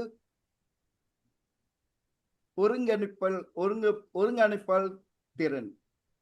அப்படின்னா ஆர்கனைசிங், நம்ம பேசுறதுக்கு முன்னால எப்படி பேச போறோம்ட்டு சிந்திக்கிறதுக்கு, சிந்திச்சு மனசுல போட்டுக்கிட்டு 4வது தான் பேச்சு திறன். ஸோ இதுதான் இந்த திடீர் பேச்சு அங்கம், இதுதான் நம்ம நோக்கம். பேச்சாளர் 9 பேச்சாளர் நம்ம பேசியிருக்காங்க. பேச்சாளர் ஜோதி, நம்ம ட்ரிவியா மாஸ்டர் ஜோதி பர்சன். அவங்களுக்கு அற்புதமான தலைப்பு கிடைச்சிச்சு. தொலைபேசி இல்லாம வாழ முடியுமா? அப்புறம் அழகா அவங்க அவங்க மகட்ட உரையாடுற மாதிரி கேட்டாங்க, அந்த தொனியில கேட்டாங்க, 2 தொனி. தொலைபேசி இல்லாம வாழ முடியுமா அப்படின்ட்டு மகட்ட பேசுறது அழகா பேசுனாங்க. அற்புதமான முயற்சி ஜோதி. நீங்க என்ன அந்த ஒரே ஒரு இதுதான், நீங்க நேரத்தோட பேசல, நீங்க ஒரு 40 வினாடியில முடிச்சிட்டீங்க. ஸோ கொஞ்ச நேரம் யோசிச்சு திடீர் பேச்சு அங்கத்துல கலந்துக்குங்க. இது இங்கதான் திறனை வாழ்த்துக்கிறதுக்கு வாய்ப்பு. ஸோ அவங்களுக்கு ஒரு பலத்த கைத்தறி கொடுத்துருங்க. 2வது பேச்சாளர் மூத்த சொல்வேந்தர் மேகுமகு கோடீஸ்வரன். அவரு அற்புதமா ஆரம்பிச்சாரு. முகம் பேசும் கண்ணாடி பாய்க்கிறது பத்தி பேசும்போது அவரு அகத்தின் அழகு முகத்தில் தெரியும். அழகான ஆரம்பம், அழகான சொற்கள், அழகா ஒரு சவால், ஒரு புன்னகையோட ஆரம்பிச்சாரு. அந்த சொல்லும் போது அற்புதமான வார்த்தைகள், சிறப்பான பேச்சு. நம்ம கடைசியா இந்த தலைப்பை வச்சுக்கிட்டு நம்மளை சிந்திக்க வைக்கிறாரு. முடியுமாங்க, கண்ணாடி இல்லாம வாழ முடியுமா? அப்ப அவரு ஒரு விஷயம்தான் அவர்கிட்ட சொல்ல விரும்புறேன். அவர் பேசும்போது முக பாவனை, ஒரு புன்னகையோட பேசியிருந்தா இன்னும் சிறப்பான பேச்சாளர். உங்க பேரு மாதிரி கோடீஸ்வரனான பேச்சா இருக்கும். அவருக்கு ஒரு பலத்தை கைத்தட்டி கொடுத்துருங்க. நம்ம கோடீஸ்வரன். 3வது பேச்சாளர் நித்யா சௌந்தர்யா. நித்யா சௌந்தர்யா எனக்கு என்ன பிடிச்சிருந்துச்சுன்னா, அங்க உரையில ஒரு புன்னகையோட உங்க ஆரம்பத்திலேருந்து பொய் சொல்லக்கூடாதுன்னுவாங்க. பொய் சொல்லறத எப்படி பிள்ளைங்கிட்ட பொய் சொல்றீங்க, எப்படி சொன்னீங்கன்ட்டு ஒரு உரையாடல். உங்க பிள்ளைங்கிட்ட எப்ப என்ன சொல்றீங்க, சிரிச்சுக்கிட்டே பேசுனீங்க. ஏன்னா இந்த மாதிரி செஞ்சீங்களா, முட்டாய் சாப்பிடக்கூடாது, பொய் சொல்லியும் நீங்க ஏன் பொய் சொல்றீங்கன்ட்டு அது நியாயப்படுத்தினீங்க. அந்த அந்த நியாயமும் எங்களுக்கு நல்லா இருந்துச்சு கேட்கறதுக்கு. அழகான தமிழோட அழகா சிரிச்சுக்கிட்டே பேசுனீங்க. அது கேட்கறதுக்கு ரொம்ப நல்லா இருந்துச்சு. ஒரு உரையாடலா இருந்துச்சு உங்க திடீர் பேச்சு அங்கம். நன்றி நித்யா சௌந்தர்யா. அவங்களுக்கு ஒரு பலத்தை கைத்தறி கொடுத்துருங்களேன். 4வது பேச்சாளர் காமாட்சி. நினைக்கிறேன் காமாட்சி அவங்களே அவங்களுக்கு அவ்வளவு பழக்கம் இல்லை போல் இருக்கு திடீர் பேச்சு அங்கத்துல கலந்துக்கிறதுக்கு. அவங்க கேட்டாங்க, நான் காணொலியை திறக்கணுமா, அப்படி விளையாட்டா படிப்பா, அது பத்தி அழகா பேசுனாங்க. ஏன்னா விளையாட்டுல என்ன நம்ம கத்துக்கலாம். இருக்கிறீங்களாங்க காமாட்சி? ஒரு விஷயம் தான், அவங்க பேசும்போது பின்னால் திரும்பி பாக்குறாங்க. அவங்க திரும்பி பார்க்கும்போது நம்மளும் திரும்பி பாக்குறோம், எங்க பாக்குறாங்கன்ட்டு. நான் என்ன சொல்ல வரேன்னா காமாட்சி, உங்ககிட்ட நீங்க முயற்சி பண்ணுங்க, இன்னும் வாங்க. நீங்க பேசும்போது அற்புதமான முயற்சி. ஸோ இங்க கொஞ்ச நாள் கலந்துக்கிட்டீங்களா, கலந்துக்கிட்டு இன்னும் சிறப்பா பேசலாம். நீங்க பேசும்போது மூஞ்சி ஒண்டி தெரிஞ்சு, முடிஞ்ச வரைக்கும் கொஞ்சம் உடம்போட தெரிஞ்சிச்சுன்னா இன்னும் சிறப்பா இருக்கும். அவங்க காமாட்சிக்கு ஒரு பலத்தை கைத்தறி கொடுத்துருவோம். 5வது பேச்சாளர் தங்கவேல். சொல்வேந்தர் தங்கவேல், உங்களுக்கு கொடுத்த தலைப்புக்கு நீங்க எங்கெல்லாம் சிந்திக்க வச்சிட்டீங்க. உங்களுக்கு ஒரு அரசான சக்தி கிடைச்சா என்ன செய்வீங்க, அது சொல்லும் போது நீங்க நீங்க வந்து சக்தி பத்தி பேசல. ஏற்கனவே நம்மளுக்கு ஔவையார் சொன்ன மாதிரி ஔவையார் விட்டு வார்த்தைகள் கொண்டு வந்தீங்க. அது வந்து நம்ம மனிதனா பிறந்ததே ஒரு பெரிய பாக்கியம். ஒரு பெரிய அரசனான சக்தின்ட்டு ஔவையார் கோட்டு கொடுத்து நீங்க அழகா நம்ம மனசு பத்தி பேசுனீங்க. என்ன செய்யறோம் செய்யும் போத அதே மனசுல வச்சு அந்த மனசை பயன்படுத்தி நம்ம வாழ்க்கைய வந்து நம்மளே வந்து குறைச்சிக்கிறோம்ட்டு அழகான உரை. ஆரம்பம் அற்புதமான ஆரம்பம். கட்டுரை அற்புதமா இருந்துச்சு. எங்க முடிவுரை ஒரு கேள்வியோட எங்கிட்ட முடிச்சீங்க. ஒரு விஷயம் தான் அவங்ககிட்ட சொல்ல விரும்புறேன். அந்த குரல் தோணி அதுவும் ஒரு புன்னகை இருந்துச்சுன்னா உங்க உரை இன்னும் சிறப்பா இருக்கும். அவருக்கு நம்ம டோஸ்ட் மாஸ்டர் தங்கவேலுக்கு ஒரு பலத்த கைத்தட்டி கொடுத்துருவோம். 6வது பேச்சாளர் சொல்வேந்தர் அப்துல் ஹலீம். அற்புதம் அப்துல் ஹலீம், அருமை. நீங்க சொல்லும் போத எங்களை இழுத்துக்கிட்டீங்க. ஆரம்பத்தை எங்களையும் வந்து சேர்த்துக்கிட்டீங்க உங்க கூட்டத்துல. நீங்க வந்து அலாரம் அடிக்கும் போத தூங்கி இருக்கீங்களான்னு நீங்க உங்களுக்கு அந்த கேள்வி கேட்கும் போத எனக்கு வந்து மணி அடிச்சிருச்சு. ஆமா, நானும் வந்து அலாரம் அடிச்சிச்சுன்னா ஒதுக்கிடுவேன். அது மாதிரி நீங்க கேட்கும் போத உங்க கேள்வி உங்களுக்கு, ஆனா எங்களையும் இழுத்துக்கிட்டீங்க. அப்படின்னா இந்த ஆடியன்ஸ் இன்டராக்ஷன் சொல்லுவாங்க. இது ரொம்ப முக்கியம் ஒரு பேச்சாளருக்கு. நீங்க பேசும்போது நீங்க பேசிக்கிட்டே போவீங்க. மற்றவங்க கேட்கிறாங்களா இல்லையா? ஸோ நீங்க கேட்கும் போது கொஞ்ச நேரம் கேட்டுட்டு அப்புறம் அந்த நீங்க என்னென்ன செஞ்சீங்க, என்னென்ன சாதனை செஞ்சீங்க, எங்க சொல்லும் போத சிரிச்சுக்கிட்டு ஒரு புன்னகையோட எங்கிட்ட உரையாடுற மாதிரி அற்புதமான உரை. தமிழ் வளம் உங்க சொல்ற கருத்துக்கள்லாம் அற்புதமா இருந்துச்சு. சொல்ற விதமும் அற்புதமா இருந்துச்சு. சொல்வேன் அப்துல் ஹலீம். உங்ககிட்ட உங்களை மேம்படுத்த இந்த இன்றைக்கு பேசின உரையில மேம்படுத்துறதுக்கு எனக்கு ஒன்னும் யோசிக்க முடியல. அவ்வளவு சிறப்பா செஞ்சீங்க. அவருக்கு பெரிய பலத்தை கைத்தட்டி கொடுத்துரும். 6வது பேச்சாளர் அப்துல் ஹலீம். 7வது நான் பேசினேன். நான் திடீர் பேச்சங்கத்தின் மதிப்பீட்டாளர் நான் கையில நான் போட்டது கூட தெரியல. திடீர்னு கூப்பிட்டாங்க. நம்ம சொல்வேன்ற மன்றத்துல ஜவார்ட்ட போக சொல்லுவேன். இதுதான் நம்மளுக்கு ஒரு திறன். ஒரு வாய்ப்பு கொடுக்குறாங்க. வாய்ப்பை வந்து தட்டளிக்க வேணும்னு சொல்லக்கூடாது. ஏன்னா இங்க வந்து சொல்வேன்ற மன்றத்துல கலந்துகிட்டு இந்த மாதிரி திடீர் பேச்சு அங்கத்துல கலந்துக்கிட்டு பேசிக்கிட்டே இருக்கும் போது தாங்க நம்ம அறியாமலே ஒரு சிறந்த பேச்சாளர் ஆகலாம். ஸோ அதனால நம்ம என்ன சொல்லுவோம்னா, எனக்கு நேரம் கொடுத்துருக்காங்க. என்ன சொல்லுவோம்னா, சொல்வேன்ற மன்றம் கருப்பொருள் தெரியுமாங்க? என்ன சொல்வேன்ற மன்றத்தின் கருப்பொருள் தெரியுமா என்னன்னு? Overall tech line where leaders are made. தலைமைத்துவம் இங்க வந்து நம்ம வந்து யாரும் நம்ம செய்ய போறது இல்லை தெரியுமாங்க. யாரும் நம்மள வந்து நம்ம வந்து சேர்ந்துதான் செய்யணும். அதனால இங்கதான் இந்த மாதிரி திடீர் பேச்சு அங்கத்துல நம்ம பங்கிட்டுக்கிட்டு நம்ம எவ்வளவு வாட்டி உழுவுறோமோ அதுக்கு முக்கியம் இல்லைங்க, செஞ்சுக்கிட்டே வரலாம். அது மாதிரி செய்யும் போத நம்ம சக நண்பர்கள் வந்து நம்மளுக்கு வந்து வாய்ப்பு கொடுக்குறாங்க. எப்படி நல்லா பேசலாம், எப்படி செய்யலான்ட்டு. ஸோ 8வது பேச்சாளர் அன்பரசன். உங்க பேச்சுல உங்க உரையில நீங்க படிக்கும் போத 38 மார்க் வாங்கும் போத நீங்க எப்படி உங்க அப்பாட்ட பேசுனீங்க, அற்புதமா நீங்க சொன்னீங்க. நீங்க படிச்சீங்க, நீங்க உழைப்பு போட்டீங்க, ஆனா நீங்க எதிர்பார்த்தது கிடைக்கும் போத நீங்க அழகா சிரிச்சுக்கிட்டு அற்புதமா சொன்னீங்க. நீங்க என்னன்னா சிரிச்சுக்கிட்டே இருக்கீங்க ஒரே நேரத்துல. அந்த 38 மார்க் கிடைக்கும் போது ஒரு பதட்டம், அந்த இது எங்களுக்கு தெரியல. உங்க அப்பாவை போய் பார்க்கும்போது என்ன நடக்க போகுதுன்னு நினைச்சுக்கிட்டு இருக்கும் போத நீங்க சிரிச்சுக்கிட்டே இருக்கீங்க. ஸோ அந்த நேரத்துல அந்த புன்னகை வேணாம அந்த குரல் கொஞ்சம் இறக்கிட்டு அந்த பதட்டம் எங்களுக்கு தெரியணும். அப்போ கூட நீங்க வந்து என்ன சொன்னீங்க, உங்க அப்பா வந்து உங்களை ஏசல, ஒன்றும் சொல்லல, ஆனா நீங்க உங்க கருத்து எங்க என்ன சொல்றீங்களா, நம்புறவங்களை நம்ம வந்து கைவிடக்கூடாது. அற்புதமான உரை. நீங்க சொல்ற விதம் எனக்கு பிடிச்சிருந்துச்சு. அழகா சிரிச்சுக்கிட்டு ஒரு கதையா சொன்னீங்க. அற்புதமான பேச்சு அன்பரசன். அவருக்கு ஒரு பலத்தை கைத்தட்டு கொடுத்துருங்க. இறுதியான பேச்சாளர் ரேவதி. அவங்க வந்து அழகா எப்படி காரணம் சொல்லுவாங்க வீட்டுக்காரர்கிட்ட, அழகா சொன்னாங்க, அற்புதமா சொன்னாங்க. அவங்க என்கிட்ட சொல்லும் போதேங்க அந்த அந்த தலைப்பை வந்து உள்வாங்கிக்கிட்டாங்க.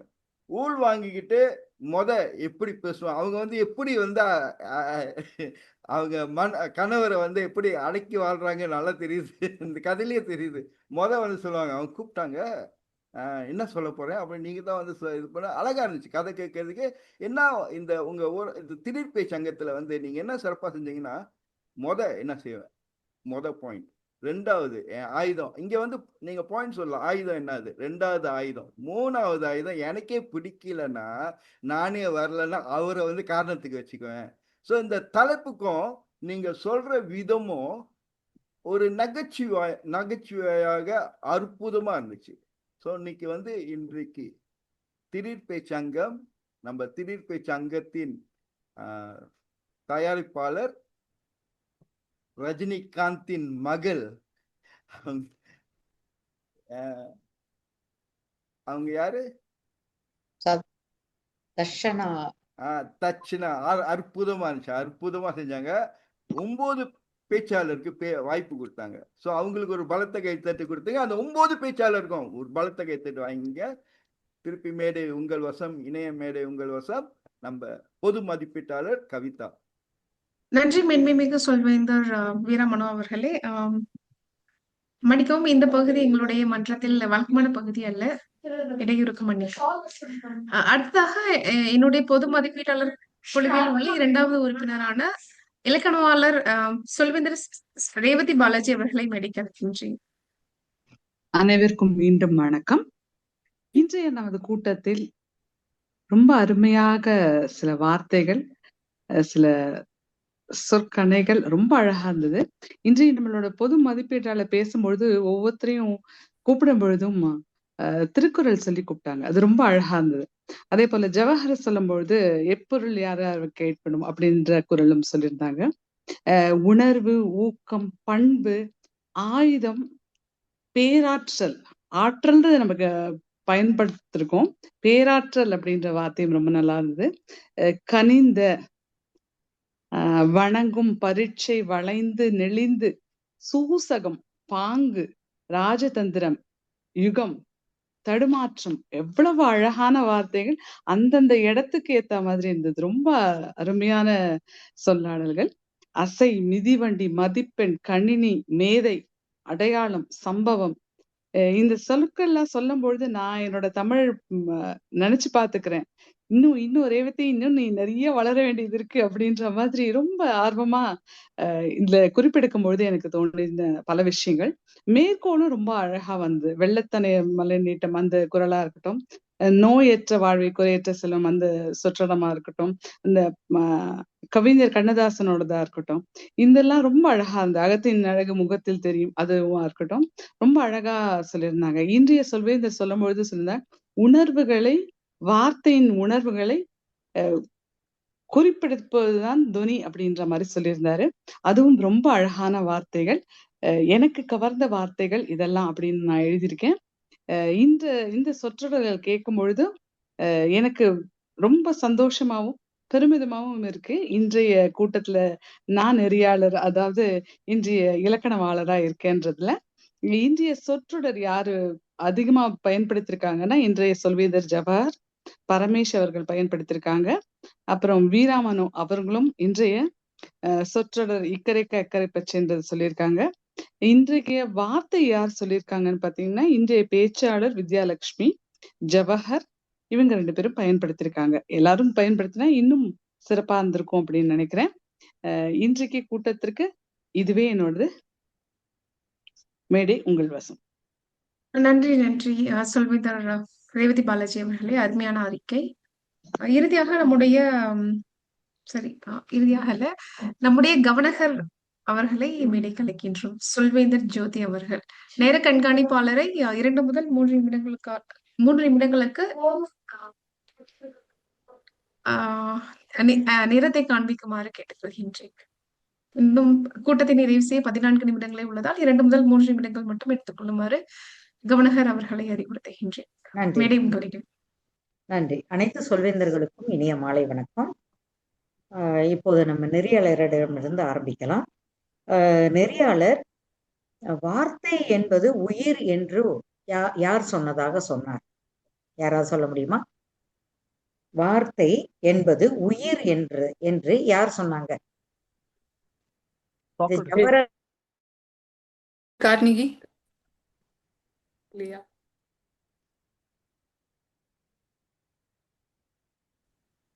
நீங்களே பதில் சொல்லுங்க. கலைஞர் கருணாநிதி. அதற்கு பிறகு நம்மளுடைய மதிப்பீட்டாளர் 448வது குறள் என்னவாக சொல்லி அந்த இதை ஆரம்பித்தார்?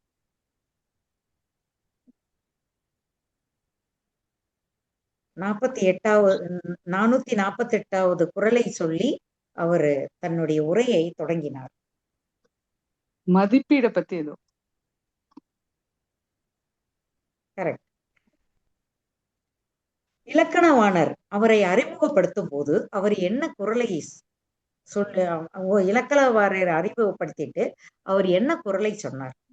மதிப்பீட்டாளர் கவிதா அவர்கள். சொல்லுக சொல்லை யாவர்க்கும் அறிய சொல்லாம் அப்படிங்கிற ஒரு குறள். எனக்கு குறள் சரியா ஞாபகம். ஞானம் கருதின் அந்த குறளை பயன்படுத்தினார். காலம் கருதி இருப்பர் கலங்காது ஞாலம் கருதுபவர். ஞானம் கருதி. ஞாலம். கவனகர் என்னுடைய உரையை முடித்ததுக்கு பிறகு செல்வம் செவிச்செல்வம் அச்செல்வம் சரியான விடயம். பேச்சாளர் விஜயலட்சுமி அவர்கள் ஔவையார் ஞானத்தை பத்தி என்ன சொன்னதாக சொன்னார்? ஞா என்ற எழுத்துக்கு ஔவையார் என்ன சொன்னதாக சொன்னார்? விஜயலட்சுமி அவர்கள்.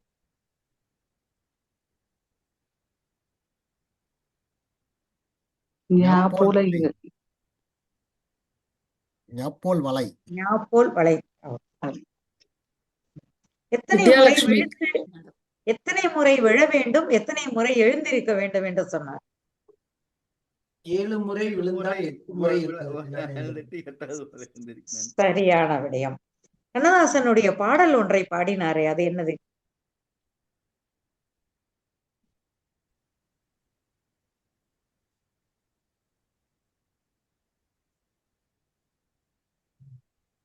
யாராவது சொல்ல முடியுமா? விஜயலட்சுமி அவர்கள் நீங்களே பாடிருங்க, ரொம்ப அருமையா இருந்தது. நன்றிமா. என்னுடைய பெயர் வித்யாலட்சுமி. மதிப்பீட்டாளர் தங்கவேலு அவர்களுக்கும் சொல்லிக்கொள்ள விரும்புகிறேன். என்னுடைய பெயர் வித்யாலட்சுமி. ஏனென்றால் பெயர் என்பது எவ்வளவு முக்கியம் என்று 2வது பேச்சாளரும் பேசினார். ஆற்றங்கரை மேட்டினிலே ஆடி நிற்கும் நாணலது, ஆற்றங்கரை மேட்டினிலே ஆடி நிற்கும் நாணலது, காற்றடித்தால் சாய்வதில்லை கனிந்த மனம் வீழ்வதில்லை, காற்றடித்தால் சாய்வதில்லை கனிந்த மனம் வீழ்வதில்லை. நன்றி. நன்றிமா. பாரதி பராசக்தியிடம் என்ன கேட்டார்? விசையுறு பந்தினை போல் உள்ளம் வேண்டியபடி உடல் கேட்டேன் அப்படின்னு. ஞா என்பது எந்த முத்திரையை காட்டுவதாக விஜயலட்சுமி சொன்னார்? வளைந்து கொடுக்கும் முத்திரை. முத்திரை.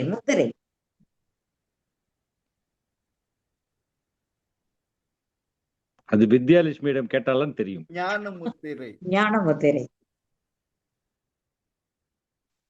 அடுத்து பரமேஷ் அவர்கள் எந்த தமிழ் மாதத்தில் பிறந்தார்? மார்கழி. இல்லை, புரட்டாசி. சரியான விடயம். தமிழ் ஆசிரியர் கேட்ட கேள்வி என்ன அவர்கிட்ட? பரமேஷிடம் தமிழ் ஆசிரியர் கேட்ட கேள்வி. பெயர் சொல்லுக்கும் வினைச்சொல்லுக்கும் உள்ள வேறுபாடு. சரியான விடை. பரமேஷ் அவர்களை பாராட்டிய ஆசிரியர் எந்த ஆசிரியர்? சமூகவியல் ஆசிரியர். பரமேஸ்வரன் ஆசை என்ன? என்னதான் படிச்சாலும் அவர் என்ன ஆசைப்பட்டார்? மருத்துவர். முதலில் பேர் ஒழுங்கா மருத்துவர், உச்சரிக்கணும்னு மருத்துவர், ஆசைப்படுறேன். வழக்கறிஞர், அடுத்தடுத்து படிப்படியாக நடிகர். இருந்தது எல்லாம் முதலில் கடைசியா அவங்க மருத்துவர். அம்மா கிட்ட சொன்னாரே ஒரு ஆசை. நடிகர். அது நடிகர் நடிகர். நடிகர் திலகம் சிவாஜி. அடுத்தது தட்சிணா அவர்கள் கண்ணாடியை பற்றி யாரிடம், எந்த சொல்வேந்தரிடம் கேட்டார்? கோடீஸ்வரன், டிடிஎம் கோடீஸ்வரன். நன்றி. அனைவருக்கும் நன்றி. இதோடு என்னுடைய கேள்வியுடைய நேரங்கள் முடிந்தது. மேடையை பொது மதிப்பீட்டாளர்கள் இடத்தில் ஒப்படைக்கிறேன். நன்றி. நன்றி கவனகர் சொல்வேந்தர் ஜோதி அவர்களே. சிறப்பாக கவனித்து நிறைய கேள்விகளை தொடுத்துள்ளீர்கள். பாராட்டுக்கள். அடுத்ததாக என்னுடைய குழுவில் இறுதியாக இடம்பெற்றுள்ள நேர கண்காணிப்பாளர் அவர்களை மேடைக்கழிக்கின்றேன். நேர கண்காணிப்பாளர். நன்றி பொது மதிப்பீட்டாளர்களே. ஒரு சிறிய தடங்கள், என்னுடைய லேப்டாப் சுவிட்ச் ஆஃப் ஆயிடுச்சு. ஸோ நான் ஆக்சுவலாக டைமர் ரிப்போர்ட்டை வந்து நான் இதில் ஷேர் பண்ணியிருக்கிறேன். இன்றைய நிகழ்வில் பங்கெடுத்திருக்க அனைத்து பேச்சாளர்களுக்கும் தங்கள் உரையை வந்து நிர்ணயிக்கப்பட்ட நேரத்திற்குள் முடித்திருக்கிறார்கள். ஆயத்த உரை, உடனடி சொற்பேச்சு மற்றும் ஆயத்த உரையை மதிப்பீடு செய்தவர்களும் தங்கள் உரையை குறிப்பிட்ட நேரத்திற்குள் முடித்திருக்கிறார்கள். நன்றி பொது மதிப்பீட்டாளர்கள். நன்றி சொல்வேந்தர் அன்பரசன் அவர்களே. தங்களுடைய நேர அறிக்கைக்கு மிக்க நன்றி. என்னுடைய பொது மதிப்பீடு 2 முதல் 3 நிமிடங்கள் வரை எடுத்துக்கொள்ளலாம் என்று நினைக்கின்றேன். நாம் ஒரு 10 நிமிடங்கள் நேர தாமதமாக சென்று கொண்டிருக்கின்றோம். இருந்தாலும் என்னுடைய பொது மதிப்பீட்டை ரத்தின சுருக்கமாக சொல்வதற்கு விளைகின்றேன். முதலில் அறங்காவலர் சொல்வேந்தர் சரவணன் அவர்கள் இன்றைய ஜாயிண்ட் மீட்டிங் என்பதை சிறப்பாக கூறி என்னென்ன விதிமுறைகள் உள்ளது என்பதையும் அழகாக எடுத்து கூறினார். ஒரே ஒரு சிறிய திருத்தம். தூய தமிழில் பேசும் பொழுது அவர் கண்களை மூடி அந்த ஆங்கிலத்துக்கு நிகரான தமிழ் வார்த்தைகளை நினைவு கூறுவது அப்பட்டமாக தெரிந்தது. நீங்கள் இன்றும் அதற்காக மிகவும் மெனக்கெடாம உங்களுடைய கேஷுவல் தமிழ்ல கூட கூறலாம். ஏன்னா நீங்கள் முதலாக இந்த நிகழ்வை தொடக்க இருக்கும் பொழுது நீங்கள் எந்த தடங்களும் இல்லாமல் தொடங்கினால், மிகுந்த உற்சாகத்தோடு தொடங்கினால் இணைந்திருக்கும் நண்பர்களுக்கும் மிகவும் உற்சாகம் கொடுக்கும். அடுத்ததாக நம்முடைய அறங்காவலர் presiding officer dose master Ezhilarasan அவர்கள் மிக அற்புதமாக கூறினார். ஆனா மிக அற்புதமாக விளக்கினார் அவருடைய அறங்காவலர் பணியை. இப்பொழுது எந்த விருந்தினர்களும் இணையாததால் அவர்களுடைய அறிமுகம் கேட்டு பெறப்படவில்லை. ஆயினும் சிறிது நேரம் கழித்து அந்த பணியை நம்முடைய இன்றைய சொல்வேந்தர் ஜவஹர் அவர்கள் செய்திருக்கலாம். ஏனென்றால் ஒரு கூட்டத்திலும் நாம் நம்முடைய விருந்தினர்களை மதித்து அவர்களை அங்கீகரிப்பது என்பது மிக முக்கியமான கடமை. அவர்கள் அந்த குறிப்பிட்ட நேரத்தில் ஆரம்பத்தில் தொடக்க காலத்திலேயே இணையாவிட்டாலும் கூட அடுத்தடுத்த பணிகளை யார் மேற்கொள்கிறார்களோ அவர்கள் ஒரு சிறிய அங்கீகாரத்தை நம்முடைய விருந்தினர்களுக்கு கொடுப்பது அவர்களை மீண்டும் மீண்டும் நம்முடைய கூட்டத்திற்கு அழைத்து வர செய்யும். வாழ்த்துக்கள் சொல்வேந்தர் எழிலரசன் அவர்களை மிகச்சிறந்த பணியை செய்ததற்கு. இன்றைய தினத்தின் சொல்வேந்தர் ஜவஹர் அவர்கள் எப்பொழுதும் போல மிகவும் அற்புதமாக இன்றைய தலைப்பை எடுத்துக்கொண்டு அதற்காக நிறைய பணிகள் பேக்ரவுண்ட் ஒர்க் பண்ணி இந்த கூட்டத்தை மிகவும் அழகாக எடுத்துக்கொண்டு சென்றுள்ளார். ஒரே ஒரு என்னுடைய மதிப்பீடு, உங்களுடைய குரல் ஹை பேஜ் லோ பேஜ் அந்த மாதிரி இல்லாம சில சமயம் நீங்க நம்ம எப்படி ஒரு பெரிய கூட்டத்துல இருந்து மைக் பிடிச்சிட்டு இப்ப முதலமைச்சர் எல்லாம் பேசுனா, அரசியல்வாதிகள் எல்லாம் பேசணும்னா ரொம்ப ஹை வால்யூம்ல பேசுற மாதிரி இருக்கு. That's my personal feeling. But vocal variety அப்படிங்கிறது வந்து high pitch low pitch, that's completely difference.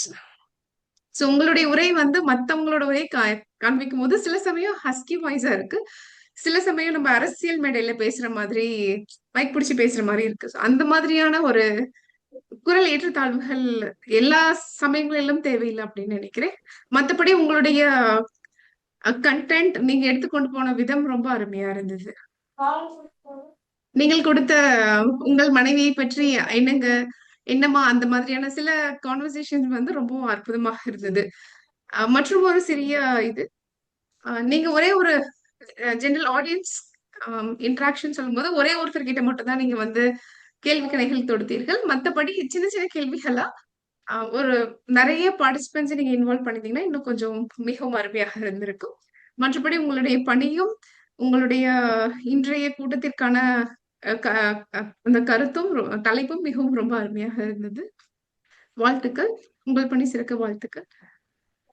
அடுத்ததாக இன்றைய திட்டமிட்ட பேச்சாளர் முதல் பேச்சாளர் சொல்வேந்தர் வித்யாலட்சுமி அவர்கள், உங்களுடைய மொழித்திறன் மிகவும் அருமையாக இருக்கிறது. உங்களுடைய குரல் வளமும் மிகவும் அருமையாக இருக்கிறது. நீங்கள் ஒரு சிறந்த பேச்சாளர் மட்டுமல்ல, ஒரு சிறந்த பாடகரும் என்று கூட நிரூபித்திருக்கிறீர்கள். இந்த மேடை வந்து வெறும் பேச்சு மட்டும் வளர்ப்பதற்காக இல்லாமல் நம்மளுடைய சில திறமைகளையும் ஒரு ஹெசிடேஷன் இல்லாம நம்ம வந்து நிரூபிக்கிறதுக்காக நீங்க இந்த மேடையை பயன்படுத்தினது மிகவும் அற்புதம். ஒரு சிறிய சஜஷன் வந்து நீங்க உங்களுடைய உடல் மொழி மிகவும் அழகாக இருந்ததால் நீங்கள் உட்கார்ந்து பேச்சை வழங்காமல் உங்களுடைய முழு உடல் அசைவும் நேயர்களுக்கு தெரியுற மாதிரி நீங்க உங்களுடைய கேமரா ஆங்கிள் ஃபிட் பண்ணீங்கன்னா இன்னும் ரொம்ப அழகாக இருக்கு. உங்களுடைய பேச்சு மிகவும் அருமை. மறுபடியும் அந்த பாடலை கவனகர் கேட்கும் பொழுது திரும்பி பாடி அனைவரையும் மகிழ்வித்ததற்கு மிக்க நன்றி. இரண்டாவது பேச்சாளர் சொல்வேந்தர் பரமேஷ் அவர்கள் இன்றைய முதலாக என்னுடைய ஒரு 2-3 கால சொல்வேந்தர் ஜேர்னில முதன்முறையாக அவருடைய தயாரிப்பு பேச்சு நான் இன்னைக்கு கேட்கின்றேன். மிகவும் அருமையாக இருந்தது. அவர் ஒரு கமெடியன் மாதிரி நிறைய humorous through out the speech கொண்டு வந்தாரு. பட் ஸ்டில் புதுசா ஒருத்தவங்க பாக்குறாங்க பரமேஷ் அப்படின்னா யாரு அப்படின்னா சத்தியமா புரிஞ்சிருக்காதுன்னு நினைக்கிறேன். உங்களுடைய பேச்சு ரொம்ப நல்லா இருந்தது. நீங்கள் வழங்கிய உரை இந்த கூட்டத்துல இருந்த எல்லாருமே ரொம்ப அனுபவிச்சு சிரிச்சு பேசினாங்க.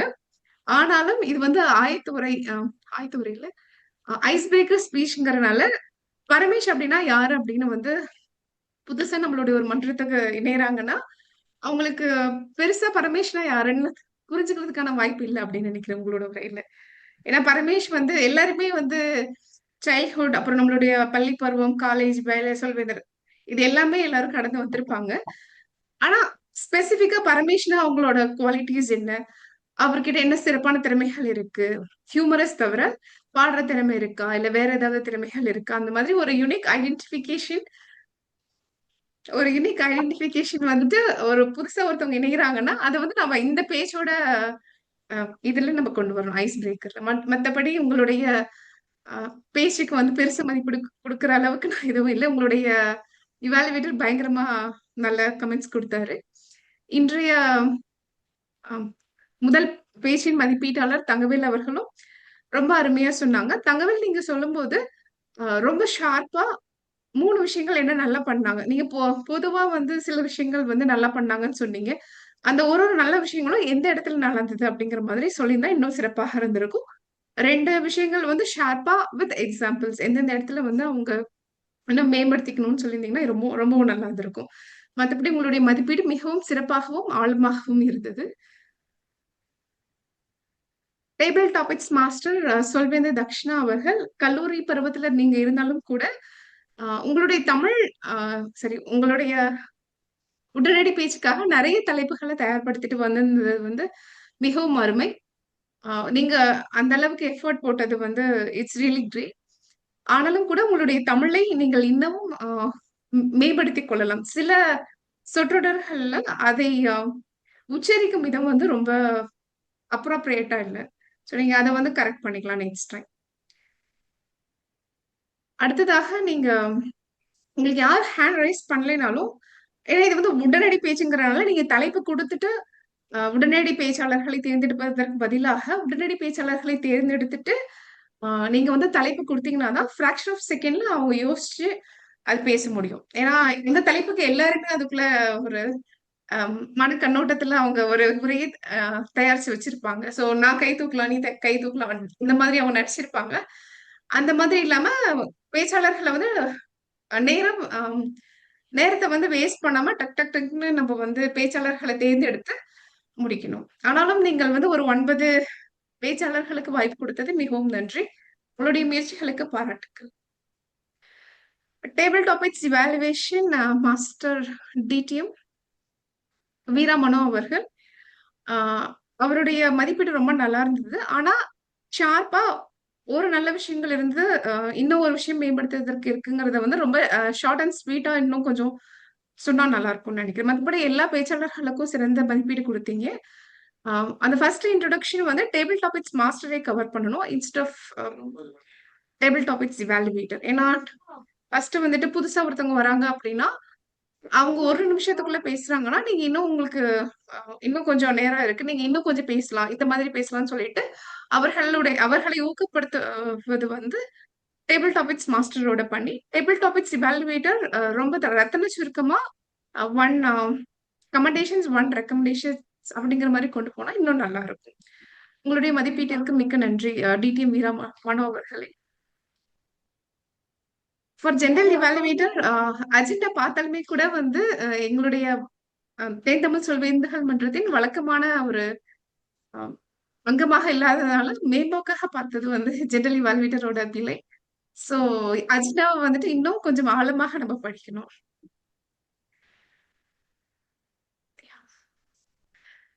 மற்றபடி கூட்டத்தில் அனைவரும் ஆங்கிலத்தை மிகவும் பயன்படுத்தாம எக்ஸப்ட் ஜெனரல் இவாலுவேட்டர் பெரும் வாரியான சொல்வேந்தர்கள் ஆங்கிலத்தை தவிர்த்து தமிழை முழுமையாக ஒரு 95% முழுமையாக பயன்படுத்த முயற்சி செய்தீர்கள். அதற்கு மனமார்ந்த பாராட்டுக்கள். நன்றி. மேடை சொல்வேந்தர் ஜவஹர் அவர்களிடம். நன்றி பொது மதிப்பீட்டாளர் அவர்களே, ரொம்ப அருமையான மதிப்பீடு. டேல் கார்னகி அவர் இறந்து 70 ஆண்டு காலம் ஆகிவிட்டது. அவர் ஒரு கல்லறை குயிலாக மாறிவிட்டார். ஆனால் அவருடைய எழுத்துக்கள் இன்றும் பேசப்படுகிறது. அவர் எழுத்துக்கள் ஒரு பேச்சாளரை உருவாக்குகிறது. இன்றும் எல்லாம் 70 ஆண்டு காலம் 100 ஆண்டு காலம் நடந்து வரை பற்றி பேசுகிறோம். ஆனால் 2000 ஆண்டுகளுக்கு முன் ஒரு தமிழன் குரல் வளத்தை பற்றி பேசியுள்ளான்.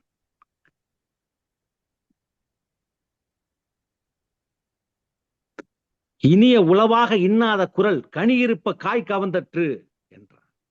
இனிய குரல்கள் இல்லாத குரல் கனி இருப்ப, அதாவது இனிமையாக சொல்ல வேண்டியதை கடுமையாக சொன்னால் கனி இருக்க பழம் இருக்க கனியை பறித்ததாக சமம் என்கிறான் வள்ளுவன்.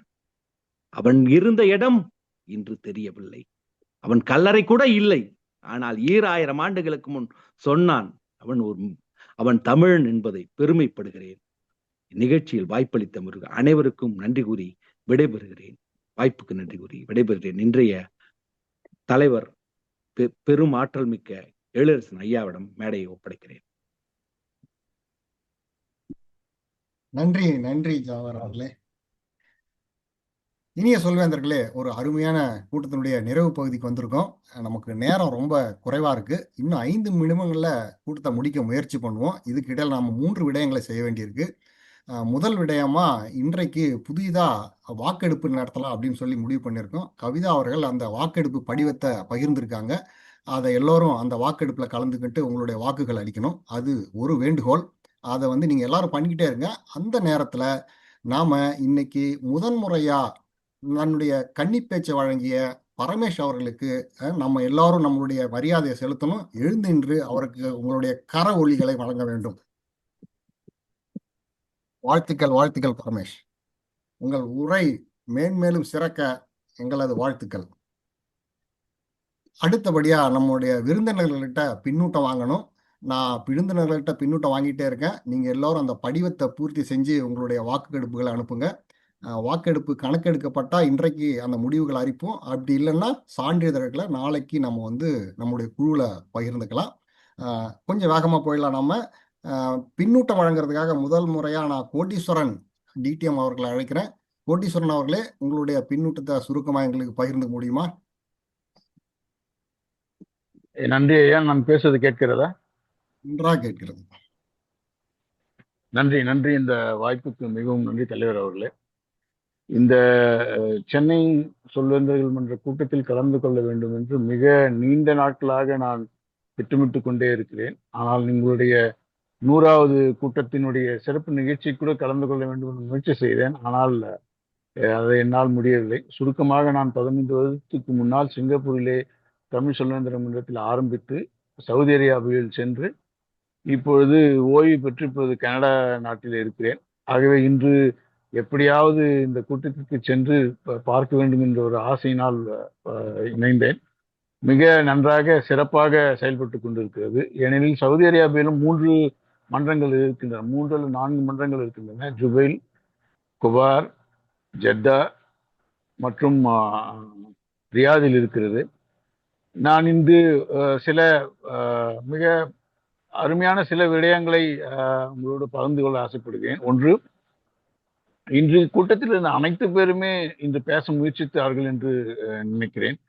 திட்டமிட்ட பேச்சு மற்றும் உடனடி பேச்சு 9 பேச்சாளர்களை கொண்டு வந்தது மிக ஒரு அருமையான ஒன்று.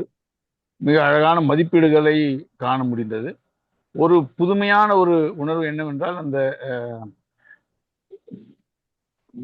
அந்த பெயரை நான் மறந்திருக்கிறேன். அதாவது இந்த கவனத்தை ஈர்ப்பவர், வினாடி வினா போன்று மொத்த நிகழ்ச்சியோட வினாடி வினாவை கொண்டு வந்தது. இது புதுமை. இது நான் கண்டதில் ஒரு புதுமையை இன்று கற்றுக்கொண்டேன். ஆக இது மிக சிறந்த கூட்டமாகத்தான் என்னால் பார்க்க முடிகிறது. மேலும் நேரம் கிடைக்கும் போது நிச்சயமாக பங்கேற்க ஆசைப்படுகிறேன். மிக மிக சிறப்பாக சென்று கொண்டிருக்கிறது. ஏனெனில் இதனுடைய நிகழ்ச்சியில் எனக்கு எப்படி கிடைக்கும் என்றால், உலகளாவிய சொல்வேந்தர்கள் என்ற ஒரு குழுமம் உண்டு வாட்ஸ்அப்பிலே. அதிலே உங்களுடைய இந்த நிகழ்ச்சி நிரல் எனக்கு கிடைத்து கொண்டே இருக்கும். இன்றைய இணைப்பில் கலந்து கொண்டது மிகவும் அழகாக இருந்தது. மிக அருமையான ஒரு கூட்டத்தில் பங்கேற்று சில புது விடயங்களை கற்றுக்கொள்ளக்கூடிய சந்தர்ப்பத்தினை உருவாக்கி கொண்டதற்கு நன்றி. அனைத்து உங்களுடைய செயற்குழுவுக்கும் அனைத்து உறுப்பினர்களுக்கும் நன்றியை கூறி விடைபெறுகிறேன். நன்றி, வணக்கம். நன்றி நன்றி டிடிஎம் கோட்டீஸ்வரன் அவர்களே, உங்களுடைய பின்னூட்டத்துக்கு நன்றி. தொடர்ந்து எங்களுடைய கூட்டத்தில் இணைந்து பயணிப்போம். அடுத்து நம்ம நித்யா சௌந்தர்யா அவர்களிடமிருந்து பின்னூட்டத்தை பெறலாம். நித்யா சௌந்தர்யா இருக்கீங்களா? உள்ளேன் ஐயா. மிக அருமையான கூட்டம் இன்று. பல விடயங்களை கற்றுக்கொண்டேன். இன்று பேசிய அனைவரும் எனக்கு நிறைய கருத்துக்களை கூறியிருக்கின்றனர். ஆங்கிலம் கலக்காத தமிழை பேச வேண்டும் என்ற அவா என்னிடம் அதிகமாக எழுகிறது. எனவே இந்த கூட்டத்தில் இருந்த அனைவருக்கும் நன்றி. கவிதா மேடம்க்கு பெரிய நன்றி. ஒவ்வொரு முறையும் நான்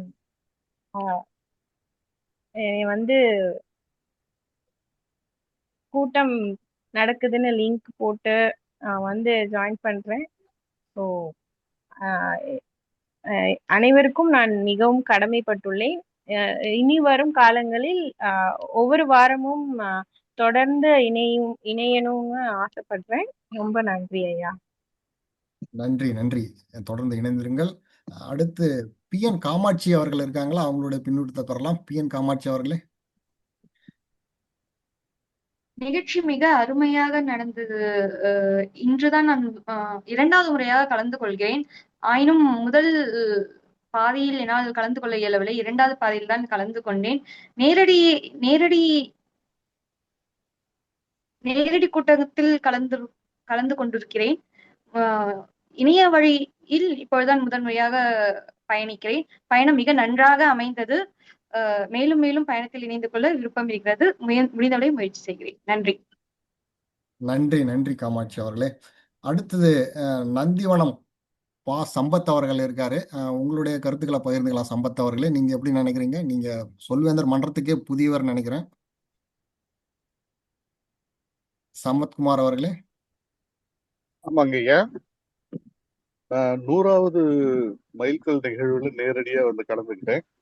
கவிதா அழைப்பை ஏற்று.